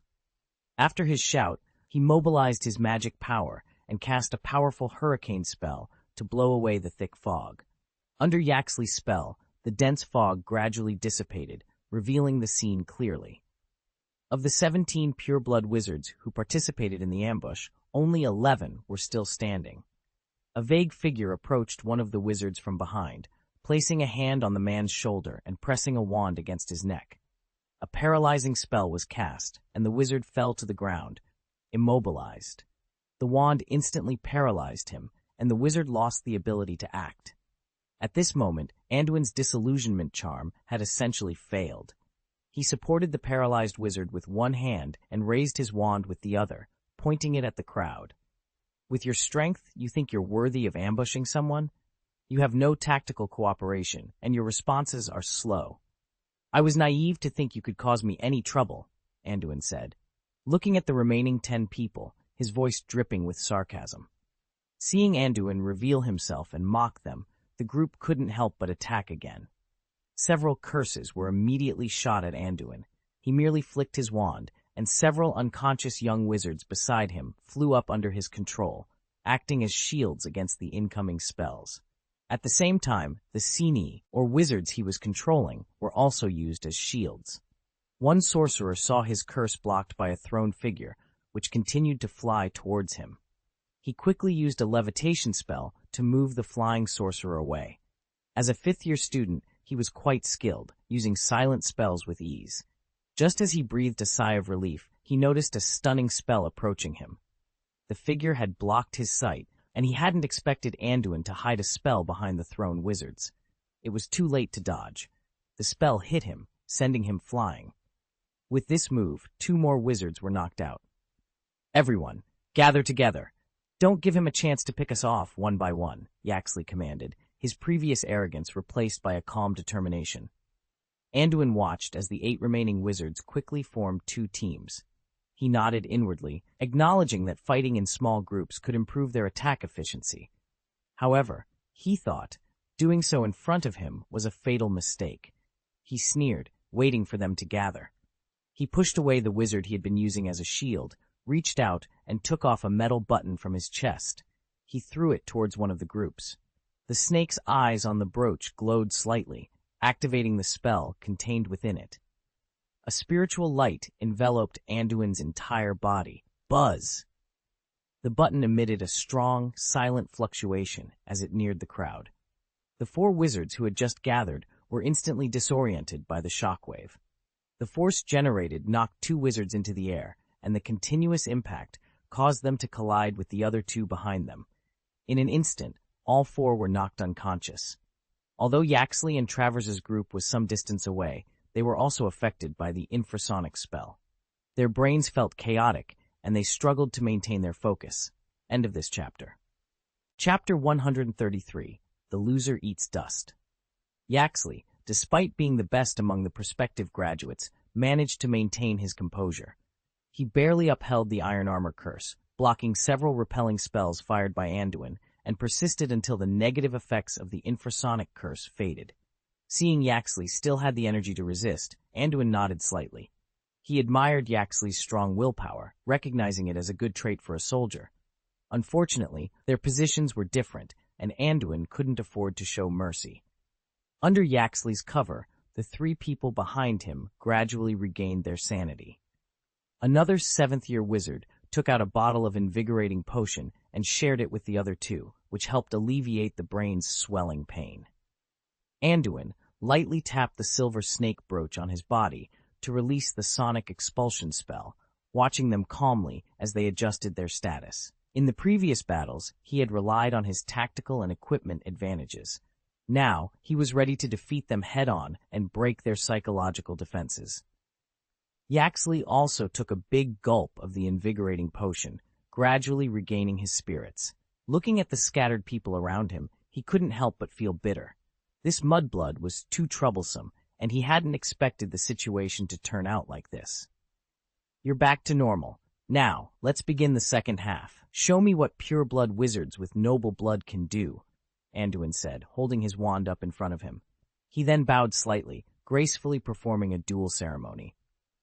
"Damn it, if it wasn't for these cunning behaviors and alchemy tools, do you think you could still stand here and talk to us?" Travers said bitterly, still frustrated. "Heh, the loser eats dust. You should know this truth," Anduin replied contemptuously. Travers hadn't made any progress over the years, and only spoke empty words. Travers was about to retort, but Yaxley interrupted him. "Yes, this world is full of winners and losers. Anduin, I have to admit that you are a respectable opponent, but for the sake of our great cause, this must end today." The corners of Anduin's mouth rose slightly. He had been holding back for a while and was ready to vent. He instinctively analyzed the current battle situation. 4 opponents, 2 7th graders, are the main threats. Besides Yaxley, the other person's fighting will is not bad. There's a 5th grader with decent reaction speed and a 3rd grader, Travers, who is trash and can be used as a distraction. Got it. In the eyes of the other 4, Anduin's gaze was as sharp as knives, with a crazy sneer hanging from the corner of his mouth. He looked like a bloodthirsty villain. The 7th-year wizard beside Yaxley swallowed nervously and asked in a low voice, "What should we do next?" "What else can we do? If you don't have confidence in a 4-on-1, you might as well go back and learn magic again," Yaxley replied, looking at Anduin with a solemn face. He knew that morale was crucial now, so he tried to sound reassuring. On the other side, Travers couldn't keep calm. He had just experienced a shameful battle, and his brain still hurt from the infrasonic curse. In the midst of this tense atmosphere, he couldn't hold back any longer. "Quickly imprison!" Travers shouted, casting an imprisoning curse that turned into a magic chain aimed at binding Anduin.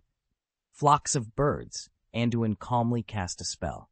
A dozen ravens, slightly smaller in size, were summoned and surrounded him under his control. While most wizards could only make the birds fly around aimlessly or follow simple commands, Anduin, with his high proficiency, controlled them with precision. In the realm of controlling magic, the ravens Anduin summoned seemed to communicate with him. One of the ravens faced the incoming chains with precise guidance. The magic chain tightened instantly upon touching the raven, crushing it, but this time the attack was also easily resolved. Yaxley and the others were momentarily distracted by Travers's rash attack, but with the war stake, they could only launch a hasty counterattack. All petrified, drowsy, oolong out of the hole, they chanted, using their best spells to assault Anduin. They dared not use wide-range spells like thunderbolt explosions or flaming flames as their wounded companions lay around. The families of these young wizards would not forgive them for causing further harm. Facing the barrage of spells, Anduin remained calm. The crows around him flew out to intercept the petrification and stun spells. With a swift motion, he cast Curse Stand, reducing the conjured snake to ashes. But Anduin knew he couldn't just defend passively. He saw the aura of the spells and immediately shot out from his wand, his wrist moving like a symphony conductor's baton. 2 curses were launched at his opponents. A clear water is like a spring spell, shaped like a wash-basin-sized water bullet, shot towards the 4 attackers, followed by a 10,000 bullets fired spell. Yaxley instinctively cast an iron armor curse, but before the water bomb could touch the shield, it was hit by the volley of bullets fired by Anduin. The water bomb exploded violently, splashing water droplets everywhere. Most of the water splashed out along the protective cover, drenching the attackers. While they were puzzled by this, another spell shot quickly from Anduin, landing close to the ground beneath their feet. As soon as the spell landed, bursts of cold air erupted. It was already winter, and the cold water had made them shiver, but now they encountered this freezing air. The cold air instantly condensed into ice, turning the soaked attackers into popsicles. The final spell was a special technique developed by Anduin while studying temperature magic, which he called the extremely cold freezing curse. Yaxley and the others were caught off guard and were hit within seconds. They trembled from the cold, their lips turning blue. Another 7th grade wizard on their side quickly cast a water and fire invasion spell, slightly isolating the temperature and making them feel better, stopping the spread of the cold air. However, they were still shivering from the intense cold. End of this chapter. Chapter 134. The Killing Curse. Spread out. Don't let him hit us all at once with his area magic, Yaxley commanded, realizing that staying clustered together made them easy targets for Anduin's spells. Their own attacks, launched from the front, were too predictable and easy for Anduin to defend against. The group immediately obeyed, scattering to the sides while occasionally firing spells to disrupt Anduin. However, the flock of birds surrounding Anduin acted like an extension of his body. Whenever a spell approached, a bird would intercept it, sacrificing itself. Misty clouds and mist, Anduin incanted, seeing his opponents dare to disperse. He repeated his earlier tactic. No, regroup quickly. Don't let him pick us off one by one. Swirl wind, Yaxley shouted, his frustration mounting. Anduin's fog spell was infuriating. In the thick mist, Anduin moved as if he had perfect visibility, while they were blind. Yaxley quickly cast the hurricane curse to disperse the fog and called everyone to regroup. It took Yaxley 5 or 6 seconds to clear the fog, but by then, one of their number was missing. As their vision cleared, they saw the 7th-year wizard lying on the ground, only a few meters away. The remaining 3, still standing, looked livid, their mental state on the verge of collapse. Ah! Travers couldn't bear Anduin's torment any longer. He screamed hysterically, casting spells at Anduin in a frenzy. His fear and anger amplified the power of his spells, but his aim was erratic, and his intentions were too obvious. Anduin easily dodged the attacks with a few swift movements, not even needing his flock of birds. Anduin then cast a stunning spell, hitting Travers and sending him flying. Now only Yaxley and a 5th-year wizard remained standing. Both were panting heavily, staring at the calm Anduin. Despite their numerical advantage, despair crept into their hearts. "Come on, 3rd round, please," Anduin said, extending his hand in a gesture of invitation, his expression blank.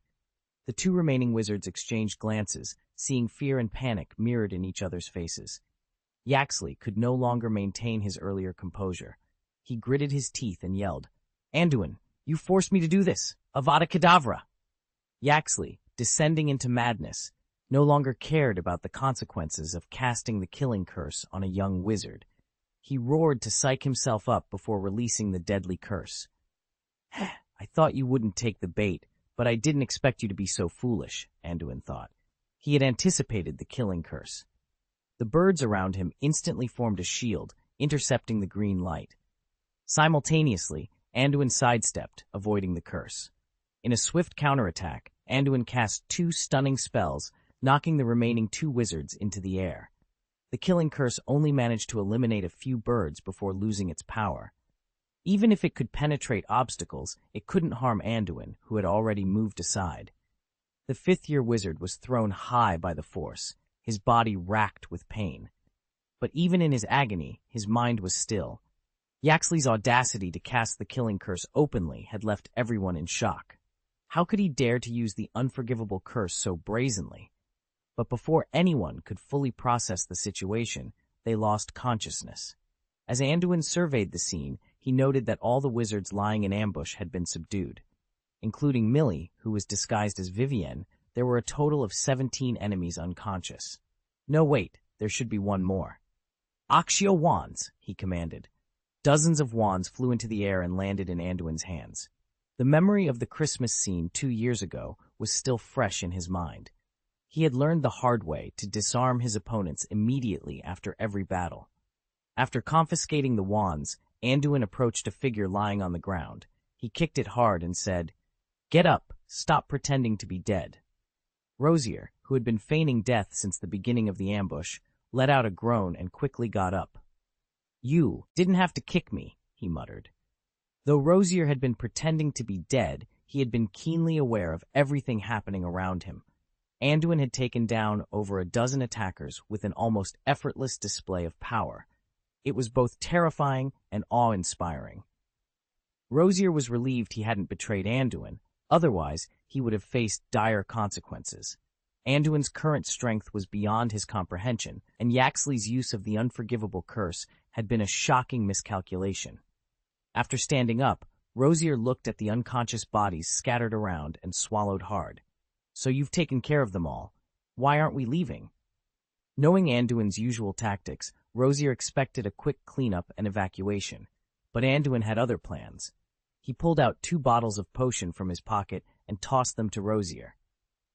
"We're not done yet. Drag these guys to that abandoned hut and give them some of this potion," he instructed with a sneer.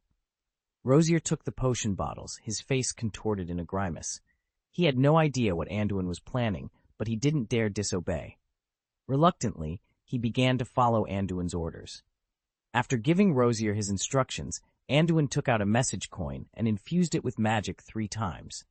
This was a pre-arranged signal with Velen and Vivienne. 1 pulse meant everything was fine, 2 meant there was an accident, and 3 meant everything had gone smoothly and it was time to retreat. Anduin then silently walked over to Yaxley and squatted down, his movements deliberate and precise. He began to fiddle with something, thinking, "Don't let me down, Yaxley." Wilkes felt like he was trapped in a short but endless nightmare. He dreamt of ambushing Anduin, the one who dared to defy the pure-blood families, alongside Yaxley and others. But when the battle began, he was struck down by his own comrades' spells, leaving him feeling like a beaten pig. Was this a dream or reality? As his consciousness gradually returned, the pain in his body surged into his brain. Everything hurt, and his head was spinning. Who am I? Where am I? He wondered as he struggled to make sense of his surroundings. End of this chapter. Chapter 135. Wilkes shook his aching, muddled head and gradually opened his eyes, only to be met with a scene he would never forget. In a dilapidated house, many people were squatting in the corners. After a moment, he realized this was the same broken house where they had planned to ambush Anduin. Among the squatting figures were his former companions, including Yaxley. Turning his gaze, Wilkes saw a handsome boy looking at him indifferently. It was Anduin. At that moment, Wilkes realized that what had happened was not a dream. Seeing Anduin staring at him, Wilkes quickly sat up, fumbling around to find his wand to fight back. He had only managed to cast 1 spell in the previous battle before falling unconscious. Unfortunately, his efforts were in vain. He couldn't find his wand or even the bottle of white fresh potion he had prepared earlier. "Are you awake? When you wake up, get up quickly. Put your hands on your head and squat down," Anduin shouted sharply, looking at the bewildered Wilkes. Wilkes opened his mouth, still not fully comprehending what had happened. It wasn't entirely his fault. He had passed out at the beginning of the previous battle and was the most injured, being the last to wake up. Being hit by more than a dozen spells was no easy task. Seeing that Wilkes hadn't responded yet, Anduin kicked him and shouted again, "Didn't you hear me? Get up, put your hands on your head, and squat down. Haven't you seen your companions squatting down?" Wilkes glanced at his companions squatting in the corner. They all had expressions of resignation, so he had no choice but to follow suit honestly. "Okay, it seems that everyone has woken up, and it's time to talk," Anduin said, looking around at the squatting crowd. "Anduin, this time we fell, and you took away our wands. What else do you want?" Yaxley raised his head, staring at Anduin with eyes full of resentment. "You still ask me what I want. I want to ask you what you want," Anduin sneered. He then walked up to Wilkes, who had just squatted down, and clamped him firmly with one hand. "I am a little wizard who just wants to study honestly at the academy, but I am discriminated against by you for some reason. Is that appropriate?" Wilkes, whose shoulders were firmly pinched, looked confused. It was Yaxley who was arguing with Anduin, so why was he being targeted? He didn't know how to answer Anduin's words, and could only look at Yaxley blankly. Suddenly, he felt the hand clamping his shoulder exert force, causing him to grit his teeth in pain. He had to shake his head repeatedly at Anduin. Well, it's okay to be discriminated against by you, but you are the ones who trouble me 3 or 5 times, and you are the ones who follow me. Is it appropriate to target me like this? Anduin glanced at Wilkes and then looked around at everyone. His sharp eyes made everyone lower their heads. Wilkes felt another surge of pain in his shoulder and had to shake his head at Anduin again. Okay, I have tolerated you time and time again. You forced me to leave Hogwarts, and you ambushed me during Christmas. Isn't this even more inappropriate? Wilkes couldn't stand the pain any longer and cried out, looking at Anduin with fear. His head shook like a dice cup. So, as a victim and a poor little wizard who has been oppressed for a long time, isn't it normal for me to have some extreme resistance and ask for some compensation? Anduin let go of Wilkes, narrowing his eyes and staring coldly at the squatting crowd. Rosier, who was also in the crowd holding his head, felt chills in his heart upon hearing Anduin's words. He didn't care if this guy was done tricking him, but he was going to attack all the little wizards. I'm the only one who is unlucky. What the hell is going to die together, he thought. Yaxley, next to him, couldn't understand Anduin's words either. At this moment, Anduin spoke up, his voice calm but firm. What I mean is that from now on, you all have to listen to me. I will decide what you can and cannot do. Yaxley, visibly enraged, retorted, What? Listen to you? Just because you're a mudblood, you think you can make us submit? You're dreaming. Anduin's expression remained unchanged. This isn't a peace negotiation. I'm threatening you. You must be out of your mind if you don't understand the situation. Yaxley, his face flushed with anger, stood up and protested. How dare you openly threaten us like this?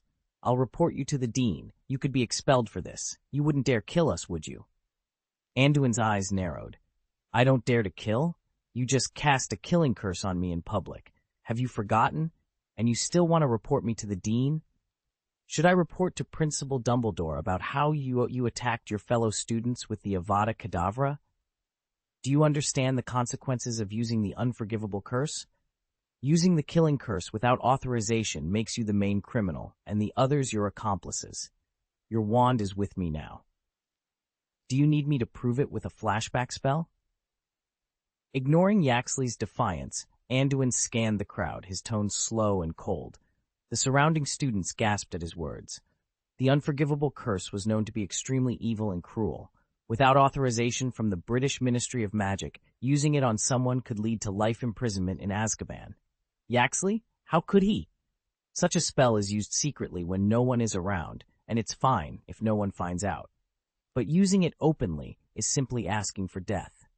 Now it's a disaster. A group of wizards gathered illegally to murder Muggleborns. I can already see the headlines in tomorrow's Daily Prophet. This time, Yaxley has really gotten us into trouble. Yaxley's face turned pale. He glanced around at the squatting crowd, trying to find someone to support him, but the other students remained silent. Many had joined Yaxley's committee just to enjoy a superior status, as he had promised them. Bullying muggles and half-blood wizards was one thing, but killing, they wouldn't dare, not even with 8 lives. End of this chapter. Chapter 136, The Relentless Interrogation. Yaxley stood alone, his mind blank, yet he stubbornly maintained his stance, glaring viciously at Anduin. Oh, it seems like you still have some fight left in you, Anduin chuckled lightly. Let me introduce you to a good friend of mine. Reaching into his pocket, Anduin pulled out a metal 4-fingered knuckle duster. This is Give Me Back Piao Piao Quan. It's made entirely of Agrippa alloy. Each of the 4 rings is enchanted with the intensified pain rune, and both sides are inscribed with a powerful Healing as New spell. I promise, even if my friend beats you for a year, you won't suffer any permanent damage. With that, Anduin slipped the knuckles onto his right hand and delivered a powerful punch to Yaxley's face, sending him flying over 2 meters. Yaxley landed hard on the dusty wooden floor. Anything you want to say now? Anduin asked in a low voice, first pressing Yaxley's head under his foot. Bah! The glory of the pureblood family is not something you can tarnish, Yaxley spat defiantly, struggling to push himself up from the floor. You're tough. I admire that kind of resolve. I hope you can keep it up, or I'll lose respect for you, Anduin sneered. He squatted down, grabbed Yaxley's right hand, and with a sudden force, broke his phalanx. Ah! Yaxley screamed in agony as the pain shot through his fingers. Ignoring Yaxley's screams, Anduin methodically broke each of his 10 fingers, one by one. Ah, Anduin, you bastard! Kill me if you dare, or I'll never let you go. I'll kill you! Yaxley cursed, his eyes red with pain. Heh, I'm sorry. I accidentally hurt you just now. Let me help you heal, Anduin said in a gentle tone, though his actions were anything but. He raised his right fist, still wearing the knuckles, and slammed it into Yaxley's broken fingers, restoring them with each punch. Your chest must have been wounded by my spell earlier. Let me heal that for you too, Anduin said, pointing at Yaxley's chest and abdomen. He hammered down repeatedly, each punch accompanied by a sickening poof sound. The knuckles not only doubled the pain of the attack, but also the pain of the original wound. Yet, their powerful healing effect ensured that each injury was immediately mended, only to be inflicted again with the next punch. Ah! Yaxley could barely think, overwhelmed by the relentless pain. It felt as if a heavy object was trampling him repeatedly, like a warthog running back and forth over his body. His hands felt numb, as if they no longer existed.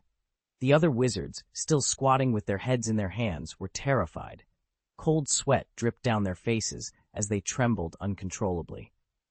Yaxley's screams echoed through the empty room, penetrating their minds and leaving them shaken. After several minutes of this brutal treatment, Anduin finally stood up, wiping the sweat from his forehead and letting out a long breath. Beating someone continuously was exhausting, after all. Despite the approaching cold winter and the low temperature in the house, Yaxley's body was drenched in sweat, soaking him completely. His voice had become hoarse from continuous loud wailing. At this moment, he was rolling his eyes and twitching on the ground. How about it? Do you agree to my suggestion? Anduin asked, looking at the exhausted Yaxley. He raised his right hand high, as if ready to strike if he heard an unsatisfactory answer. Yes, I promise, please, stop beating me. Yaxley begged for mercy in a hoarse voice, tears streaming down his face. He just wanted to escape this nightmare and get away from this devil. Anduin nodded in satisfaction at Yaxley's reply. He then turned to the squatting crowd, showing a kind smile. Now it's your turn. You've all suffered a lot of injuries. Let me heal you personally. After scanning the room, Anduin's gaze settled on Millie Osbert. Let's start with you. No, Millie felt a chill run down her spine as she saw Anduin's devilish eyes. She stood up and ran towards the door, desperate to leave this place. But before she could take a few steps, an invisible force locked her feet, tripping her. She was then dragged back to Anduin. Seeing Millie's terrified eyes and swollen cheeks, Anduin smiled softly. Look at you. You were punched by Lun just now, and your face is swollen. Let me treat you properly. He leaned over and delivered a right uppercut to Millie. Ah! Millie felt a piercing pain shoot straight to her brain, and tears poured out uncontrollably. Don't cry. You were very brave when you slapped Vivienne. Come on, fight! Anduin encouraged her, then delivered another uppercut. The corner of your mouth is a bit broken. You need a hit here. He punched her again. Your chin is purple and blue. You need 2 punches here. The hearts of the people around them twitched as they watched Anduin beat Millie from a swollen mess into a bruised beauty. Her pimples were gone, but her tears showed she was far from enjoying herself. After throwing Millie aside, who no longer had the strength to cry, Anduin smiled at the others, who were sweating in fear. Now it's your turn. I can't let you go back with your injuries like this. It would ruin my reputation if rumors spread. The hut was soon filled with cries and howls, though the sound couldn't escape due to a shielding spell cast by Anduin. Anyone who tried to escape was dragged back and punished with more punches. The rest, seeing this, learned to endure the blows. After a while, Anduin looked at the people lying limp on the ground and smiled. The healing is over. Now it's time for a question-and-answer session. In the future, who will have the final say? Who is in favor and who is against? Everyone trembled under his gaze and quickly replied, yes, yes. Okay, given Yaxley's previous bad attitude, you must accept some punishment. I have decided. Anduin rolled his eyes. Starting this month, each person will pay 20 galleons per month as a protection fee. Do you understand? Hearing Anduin's excessive demands, The young wizards showed signs of distress, but having just been beaten, they could only grit their teeth and agree. Thank you for your cooperation. From now on, the monthly protection fee will be collected by... Anduin glanced around, as if picking someone at random, and settled on Rosier. Rosier will be responsible for collecting it. Don't worry, I'm not a devil. I'll protect everyone after receiving the protection fee. Yes, yes, yes, everyone agreed submissively, despite the shamelessness of Anduin's words. Well, but let me make one thing clear. Anduin stood before the crowd, his gaze shifting from one person to another before settling on the brass knuckles in his hand. If any of you think about seeking help from your family or trying to renege on your debt, he began, his voice steady and menacing, then don't blame me for calling in a friend to collect what you owe. Rest assured, my friend is quite skilled in healing. I promise to treat any injuries or illnesses. He wasn't lying. The healing as ever charm inscribed on his knuckles was an optimized, advanced version. Multiple injuries would be healed after just a few punches. The crowd's eyes were fixed on the knuckles, and they swallowed nervously. The places on their bodies that had just been beaten began to throb again, and they all nodded in agreement. A friendly reminder, Anduin continued, I prefer rare books and alchemy materials over galleons. If you bring me something that piques my interest, I might even pay a premium. As for your wands, you'll get them back after you pay the first month's protection fee to Hogwarts. The crowd remained silent, absorbing his words. The tension in the air was palpable, and no one dared to challenge him. End of this chapter. Tash Chapter 137, Snooping. After Anduin finished speaking to everyone with a smile, he waved his sleeves and walked out of the house. Once outside, Anduin glanced calmly at a shadowy corner nearby. During the earlier battle, he had a vague sense that someone was watching him. When Yaxley cast the killing curse, the feeling became clearer, and he could pinpoint the magical reaction in that direction. It was because of sensing this magical presence that Anduin had maintained restraint earlier, avoiding any extreme measures. Oh, it seems some people have been monitoring these guys all along. Yaxley, you have to fight hard. I spent so much time elevating you, only to bring you down. You can't justify it without blood, and everyone is watching you as a fat bait hanging fish. I hope you don't continue like this, Anduin sneered, leaving the place without looking back. Anduin had orchestrated the entire scenario. He had Rosier suggest that Yaxley establish a so-called purity committee, drugged him, tricked him into using the unforgivable curse, and tortured and humiliated him. All of this was to make Yaxley lose his mind and guide Anduin to his real goal. Inside the abandoned hut, a group of young wizards breathed a collective sigh of relief when they saw Anduin finally leave. Many of them collapsed to the ground, their nerves suddenly relaxing. They recalled everything that had happened that day, feeling a deep sadness, and then looked at Yaxley, who was still lying on the ground, with eyes full of resentment. It was this guy who had caused their current predicament. Yaxley, we have been hurt by you. Didn't you say that you joined the committee to restore the glory of pure blood? Now, where is the glory? All we have gained is shame.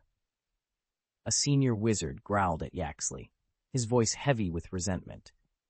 Humph, what's your shame? We're the ones who are really unlucky. You seniors are graduating soon, including Yaxley. And what about us? We have to endure Anduin's never-ending exploitation. Another fourth-year pureblood wizard sneered. That's not the end. That bastard humiliating us is tantamount to humiliating all pureblood wizards, and he has to pay the price. Travers raised his voice, enduring severe pain as he retorted. He and Wilkes had been beaten the worst. Pay the price? What, do you still want to be beaten up? There are so many of us who are no match for him, so don't drag us down, the fourth-year wizard retorted. For a while, the group of young wizards quarreled among themselves. In Anduin's words, this was the time to throw the blame. Humans always like to blame others for their failures. Rosie, who had been like an invisible man, stayed silently aside, watching these guys and secretly recording their names and positions. This was the task Anduin had entrusted to him.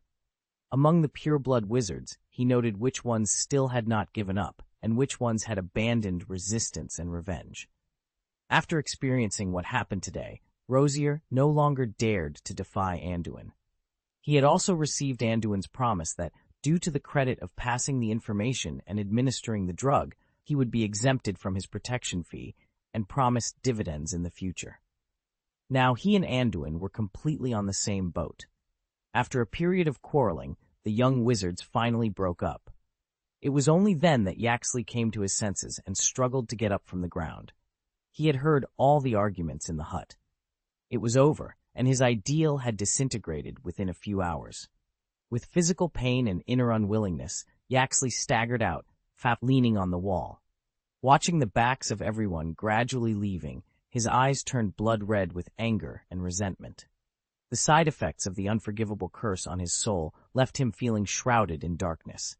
In layers of gloom, he cast a fierce glance in the direction of Hogwarts before disappearing into the wind and snow without looking back. Anduin, who had returned to Hogwarts, joined Velen and Vivienne in the Forbidden Forest cabin. Seeing him return, unscathed, the nervous and worried expressions on their faces gradually relaxed. "How did it go? Did Yaxley really attack you? Now that you've escaped, you should report it to the headmaster. Assaulting students outside the school is a serious offense." Velen Higgs hurriedly inquired as soon as Anduin entered the hut. Anduin hadn't explained his plan to them in detail because he didn't want to worry them. They didn't know that he had just fought those pure-blood wizards, nor did they realize how many people had been dispatched. They assumed Anduin had simply escaped the ambush calmly. Given that Anduin's body was unscathed and not even dusty, it was no wonder they thought so. No one would have guessed he had just been through a battle. Anduin didn't want to hide the truth from them, so he recounted what had happened, omitting only the part about Rosier. "What? They actually dispatched so many people to deal with you, and Yaxley dared to use the killing curse on you? Doesn't he know what the consequences are?" Velen asked in shock, his expression changing drastically. Anduin didn't tell them that he had ordered Rosier to add a little madness to Yaxley's potion beforehand. He knew that Rosier was in charge of preparing the invigorating potion among these purebloods, making it convenient for him to do such a thing. The madness element would make people behave irrationally. It had been part of his plan to lure Yaxley into using the unforgivable curse. "I don't know about that," Anduin pretended to be ignorant. Who knows what he was thinking? Anyway, all this is over now, isn't it? But is it really appropriate for you to collect protection fees from these little wizards? This is against school rules. What if they report you to the dean or the headmaster? You could send them away. Why bother?" Vivienne asked worriedly. Anduin glanced at Vivienne and smiled. "It seems you are not familiar with some rules of the wizarding world. Let me ask you a question. How do they know that I am blackmailing them?" "Ah? What do you mean?" Vivienne asked, puzzled. Anduin smiled at her, then looked at Velen, motioning for him to explain. Velen nodded and looked at Vivienne. "It has always been very difficult to convict people in the wizarding world. For example, if I hurt you but wasn't caught on the spot, I could say that someone drank Polyjuice potion and pretended to be me, or that I was actually controlled by the Imperious curse. Even if I told the truth, I could claim I was given Veritaserum. Understand?" End of this chapter. Chapter 138, Strategic Maneuvers. That's right. Those Death Eaters who escaped are essentially villains who would rather die than obey. They were either caught in the act or had someone who could testify against them, Anduin explained. Yes, it's incredibly difficult to obtain evidence. The witnesses must be wizards with certain authority or no bad records. Those little wizards changed their nature after Yaxley used the killing curse on you, Anduin. To prove they were coerced, they must admit they ambushed you. If they admit it, it's tantamount to admitting they are accomplices to the murderer, Velen added, nodding. If they want to die, I will be expelled at worst, but they are very likely to be imprisoned in Azkaban. I can even push these things onto Rosier, who collected them, without personally doing it. No one can prove that I did it. So if you were in such a position, what choice would you make? Anduin laughed teasingly. Hiss! Then these pure-blood wizards will be under your control in the future? Vivienne was shocked by what she heard. Anduin was truly cunning. It depends on their next performance. If you corner a dog, it will jump over the wall. I won't do anything too outrageous. Compared to the so-called protection fee, I'm more interested in the knowledge collected by those pure-blood families. Which little wizard can have so much money? First, propose a price they cannot bear, and then offer a lower-cost alternative plan.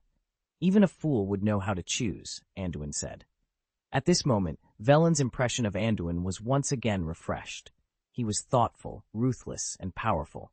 Those little pure-blood wizards had really provoked the wrong person. It was quite amusing. Vivian, on the other hand, admired Anduin for what he did. Anduin had given her a sense of vindication. That disgusting Millie dared to show off her appearance, and she deserved to be beaten.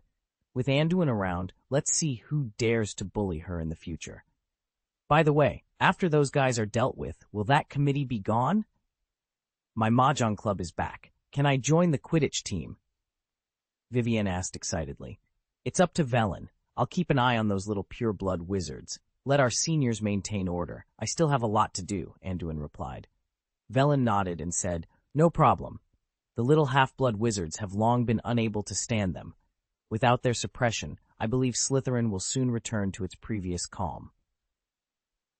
After finishing these tense topics, the group began to enjoy the real Christmas atmosphere. Anduin personally cooked and shared the delicious food with everyone. The next day, Anduin returned to his usual solitary rhythm.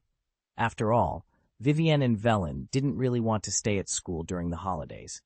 Their families were waiting to reunite with them for Christmas, so early in the morning, the two left Hogwarts through Hogsmeade's Flu network.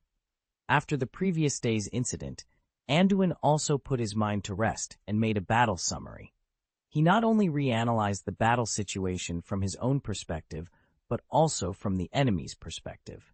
Many of the preparations in advance were useless. The opponent's combat experience, skill, will, and preparation were all problematic.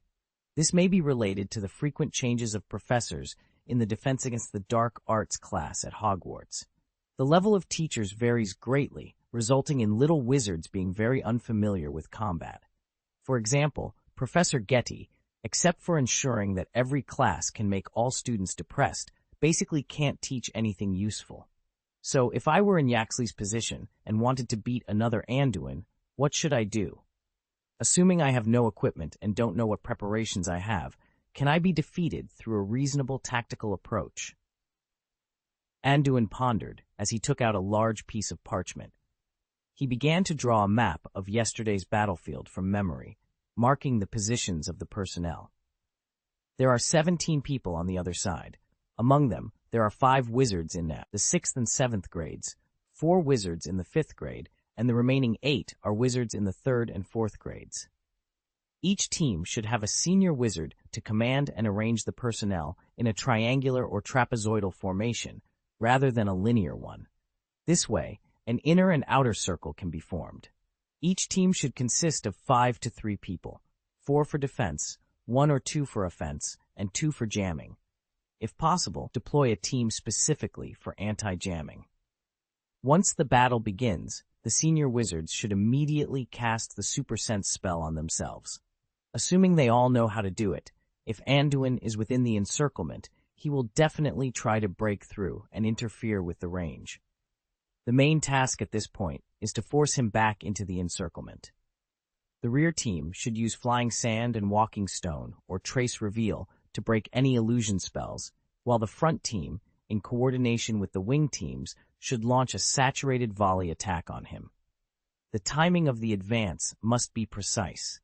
The primary spells to use are Repelling Spell and Many Obstacles. The Repelling Spell has a fast rate of fire and can push the enemy back upon impact, reducing the risk of accidental injury. In this way, even if the opponent has speed-boosting items like mine, it will be impossible to completely avoid all the spells. He will have to use the armor spell for defense and employ positioning or attack spells to break through or navigate the obstacles created by the heavy spells. If the enemy breaks through the first layer of the encirclement and knocks down the front player as he did yesterday, the 2 players behind can still launch a supplementary attack. At this point, the enemy might use Misty Cloud and Mist, which interferes with everyone's vision. Senior wizards can barely sense the enemy's position using the Super Sensing spell. The anti-jamming team should use the hurricane spell to disperse the dense fog. Team members should cease fire immediately and form back-to-back triangular defensive positions to prevent surprise attacks. The senior wizard who can sense the enemy's position should report it in real time. The interference personnel should use the sticky foot spell in the general direction of the enemy to hinder their movement. Meanwhile, defenders should be on standby to protect against attacks, whether from enemies or allies. End of this chapter. Chapter 139. Control System. Once the enemy is detected approaching, or if we are attacked by a spell, the team under attack will immediately switch to a defensive stance. They will communicate with other teams to report their location and coordinate a flanking maneuver.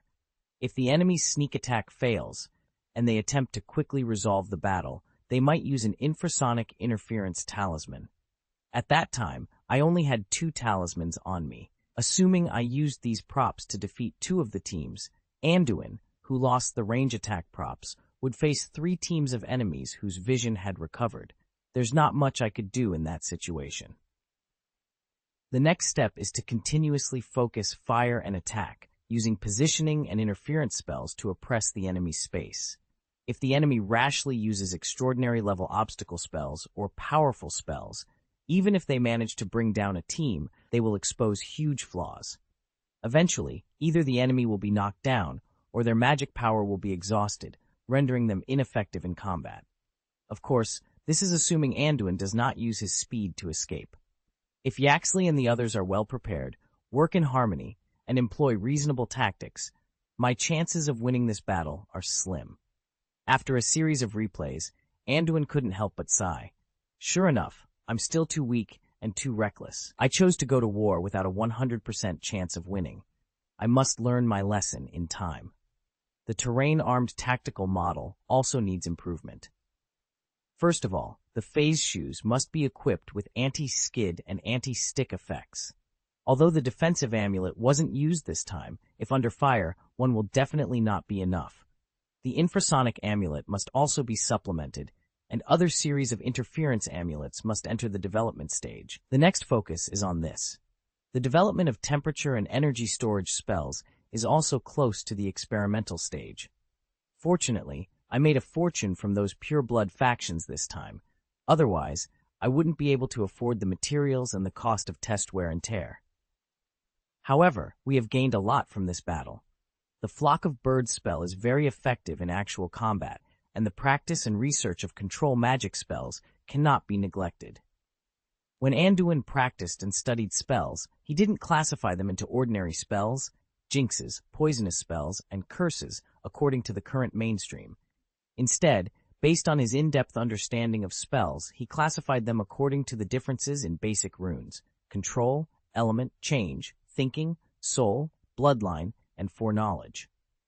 After understanding, he found that the basic rune of space-time magic is also control, so he classified it into the control system. This kind of classification is not entirely accurate. According to his classification, many spells are composed of several lines of runes. However, in the eyes of a charm scholar, it is easier to study spells this way. The Flock of Birds spell, used by Anduin in the previous battle, is a special technique he developed while studying control spells.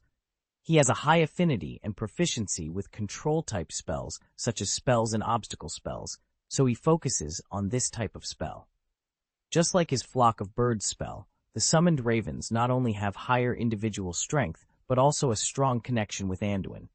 Coupled with his superb control ability, he can make these ravens perform some high-level tasks, including attacking, defending, picking up items, transmitting information, etc. He is even trying to develop a long-distance surveillance function. Unfortunately, view sharing is very advanced magical knowledge, and the current operating radius of the summoned raven is less than 1 kilometer. However, the performance of the spell in this battle has shown great potential. The battle had completely exceeded expectations. This Flock of Birds could almost withstand the attacks of more than a dozen dark spells. At the same time, the elemental Systems Cloud and Mist spell interfered with visibility, and the combination of the clear water-like spring spell and the freezing spell also played a significant role in this practice. Anduin had arranged the elemental system spells into the second training echelon. As a result, he felt that his time was simply not enough. The research and optimization of spells, the production and upgrading of equipment, and the skills and practice of developing existing spells took up all his time. Time passed quickly, and Anduin locked himself in the hut throughout the Christmas holiday. His daily pastime was cooking and chatting with Hagrid. On the first day of the second half of the school year, Anduin returned to the Slytherin common room, and Rosier came to see him. "So, are you little brothers ready to accept reality?" Anduin smiled as he looked at Rosier, who entered his bedroom carrying a large bag. "They're not fools. Problems that can be solved with money won't be ignored. I've done everything you told me to do. This is the list. I've marked those who have never repented," Rosier said, handing Anduin a piece of parchment. It was clear that Rosier was in a good mood recently. Anduin took the parchment and glanced at it briefly. "Travers is still unrepentant. By the way, have all the potions mixed with madness been destroyed?" "I only put some in Yaxley's share. After he finished drinking the potion, he threw the bottle away. I already took it back that day. Don't worry. It's too easy to expose," Rosier explained. Anduin nodded. It seemed that Rosier still had a sense of propriety. Maybe he could train this guy more in the future. After dealing with these matters, Anduin began to check the harvest. These little wizards were quite honest. After checking and accepting, he received 200 gold galleons plus 6 magic books for this month's protection fee. These books contained rare information he had never seen before, which made him very happy. Why is one missing? Anduin counted and found there were only 16 shares. There were 18 people who participated in the attack that day, and Rosier should make it 17 people. Seeing Anduin's question, Rosier hesitated and replied, "Yaxley. He ran away." "Ran away?" Anduin raised his eyebrows, seemingly not surprised. "I don't know. That guy has disappeared since he left that day and hasn't had any contact with anyone. I guess he fled in fear of punishment. After all, daring to use the unforgivable curse is not a small crime. Aurors are hunting Death Eaters all over the world," Rosier said. "Oh, it's right to run away. If he didn't run, why would I spend so much effort? But he didn't even plan to ask for a wand, which is decisive. Please pay attention to whether Travers still has contact with him. That guy won't give up," Anduin ordered cautiously, even though Yaxley's absconding was part of his plan. End of this chapter. Chapter 140, Announcement and Reflections. Dear readers, I am excited to announce that the book will be officially available on shelves at noon tomorrow. From October 10th to 15th, there will be 17 updates each day. Tomorrow's chapter will be released in the afternoon, around 5:13 p.m. After that, we will return to the regular schedule of 3 updates per day, released at 3 p.m. I apologize for any inconvenience. I initially planned to update 5 times a day for a week, but I got a bit too engrossed in watching TI over the past few days, staying up late every night. As a result, my saved manuscripts have run a bit short. As a newcomer author, this book was originally intended as a practice project.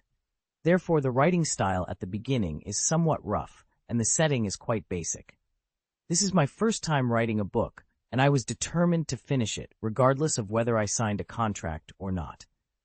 I started writing very aggressively, beginning at 3 a.m. every day, with the goal of finishing the book early so I could start on a second one and see if I could secure a contract. To my surprise, I signed a contract directly, and now the book is actually being published. I am incredibly grateful to my editor, Liu Xing, for this opportunity. This has given me more motivation to finish the novel well. As I write more, I am beginning to understand the nuances of text and writing better. When I look back at the chapters I wrote earlier, I feel quite embarrassed and can't help but want to revise them. As a result, I have edited a lot of content, small settings, and some writing in the earlier parts of the novel. This has led to significant changes, amounting to almost 30,000 words. Regardless of the book's performance, I am committed to finishing it as I originally intended. Now, to address a frequently asked question, what about the lightning? Where did it go? The control and lightning in this book need to be understood separately. Control and Thunder are the two main abilities developed by the protagonist. There are explanations in the latest chapter, Chapter 139. In the early stages, the protagonist primarily develops the Control ability. The Lightning ability will appear, and it is obtained during the protagonist's summer vacation in the 3rd grade. I won't spoil any more details. The combination of controlling thunder and lightning also represents the protagonist's behavior style. After a period of consolidation and accumulation, the protagonist will take more initiative in many actions.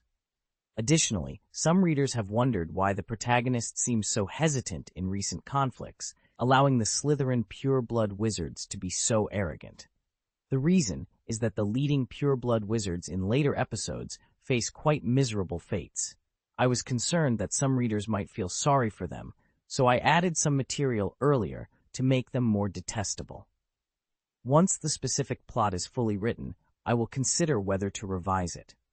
I have read all your comments and will take many of your opinions into account. One of my strengths is that I listen to feedback. If there is something that many readers are dissatisfied with, or if there are obvious issues, I will make changes. Of course, I will prioritize maintaining the story's context and foreshadowing. So please, continue to share your thoughts, and let's discuss the future of this book together. Finally, I wish you all good health and happiness. Please support the First Order tomorrow. Everyone, come and join. End of this chapter.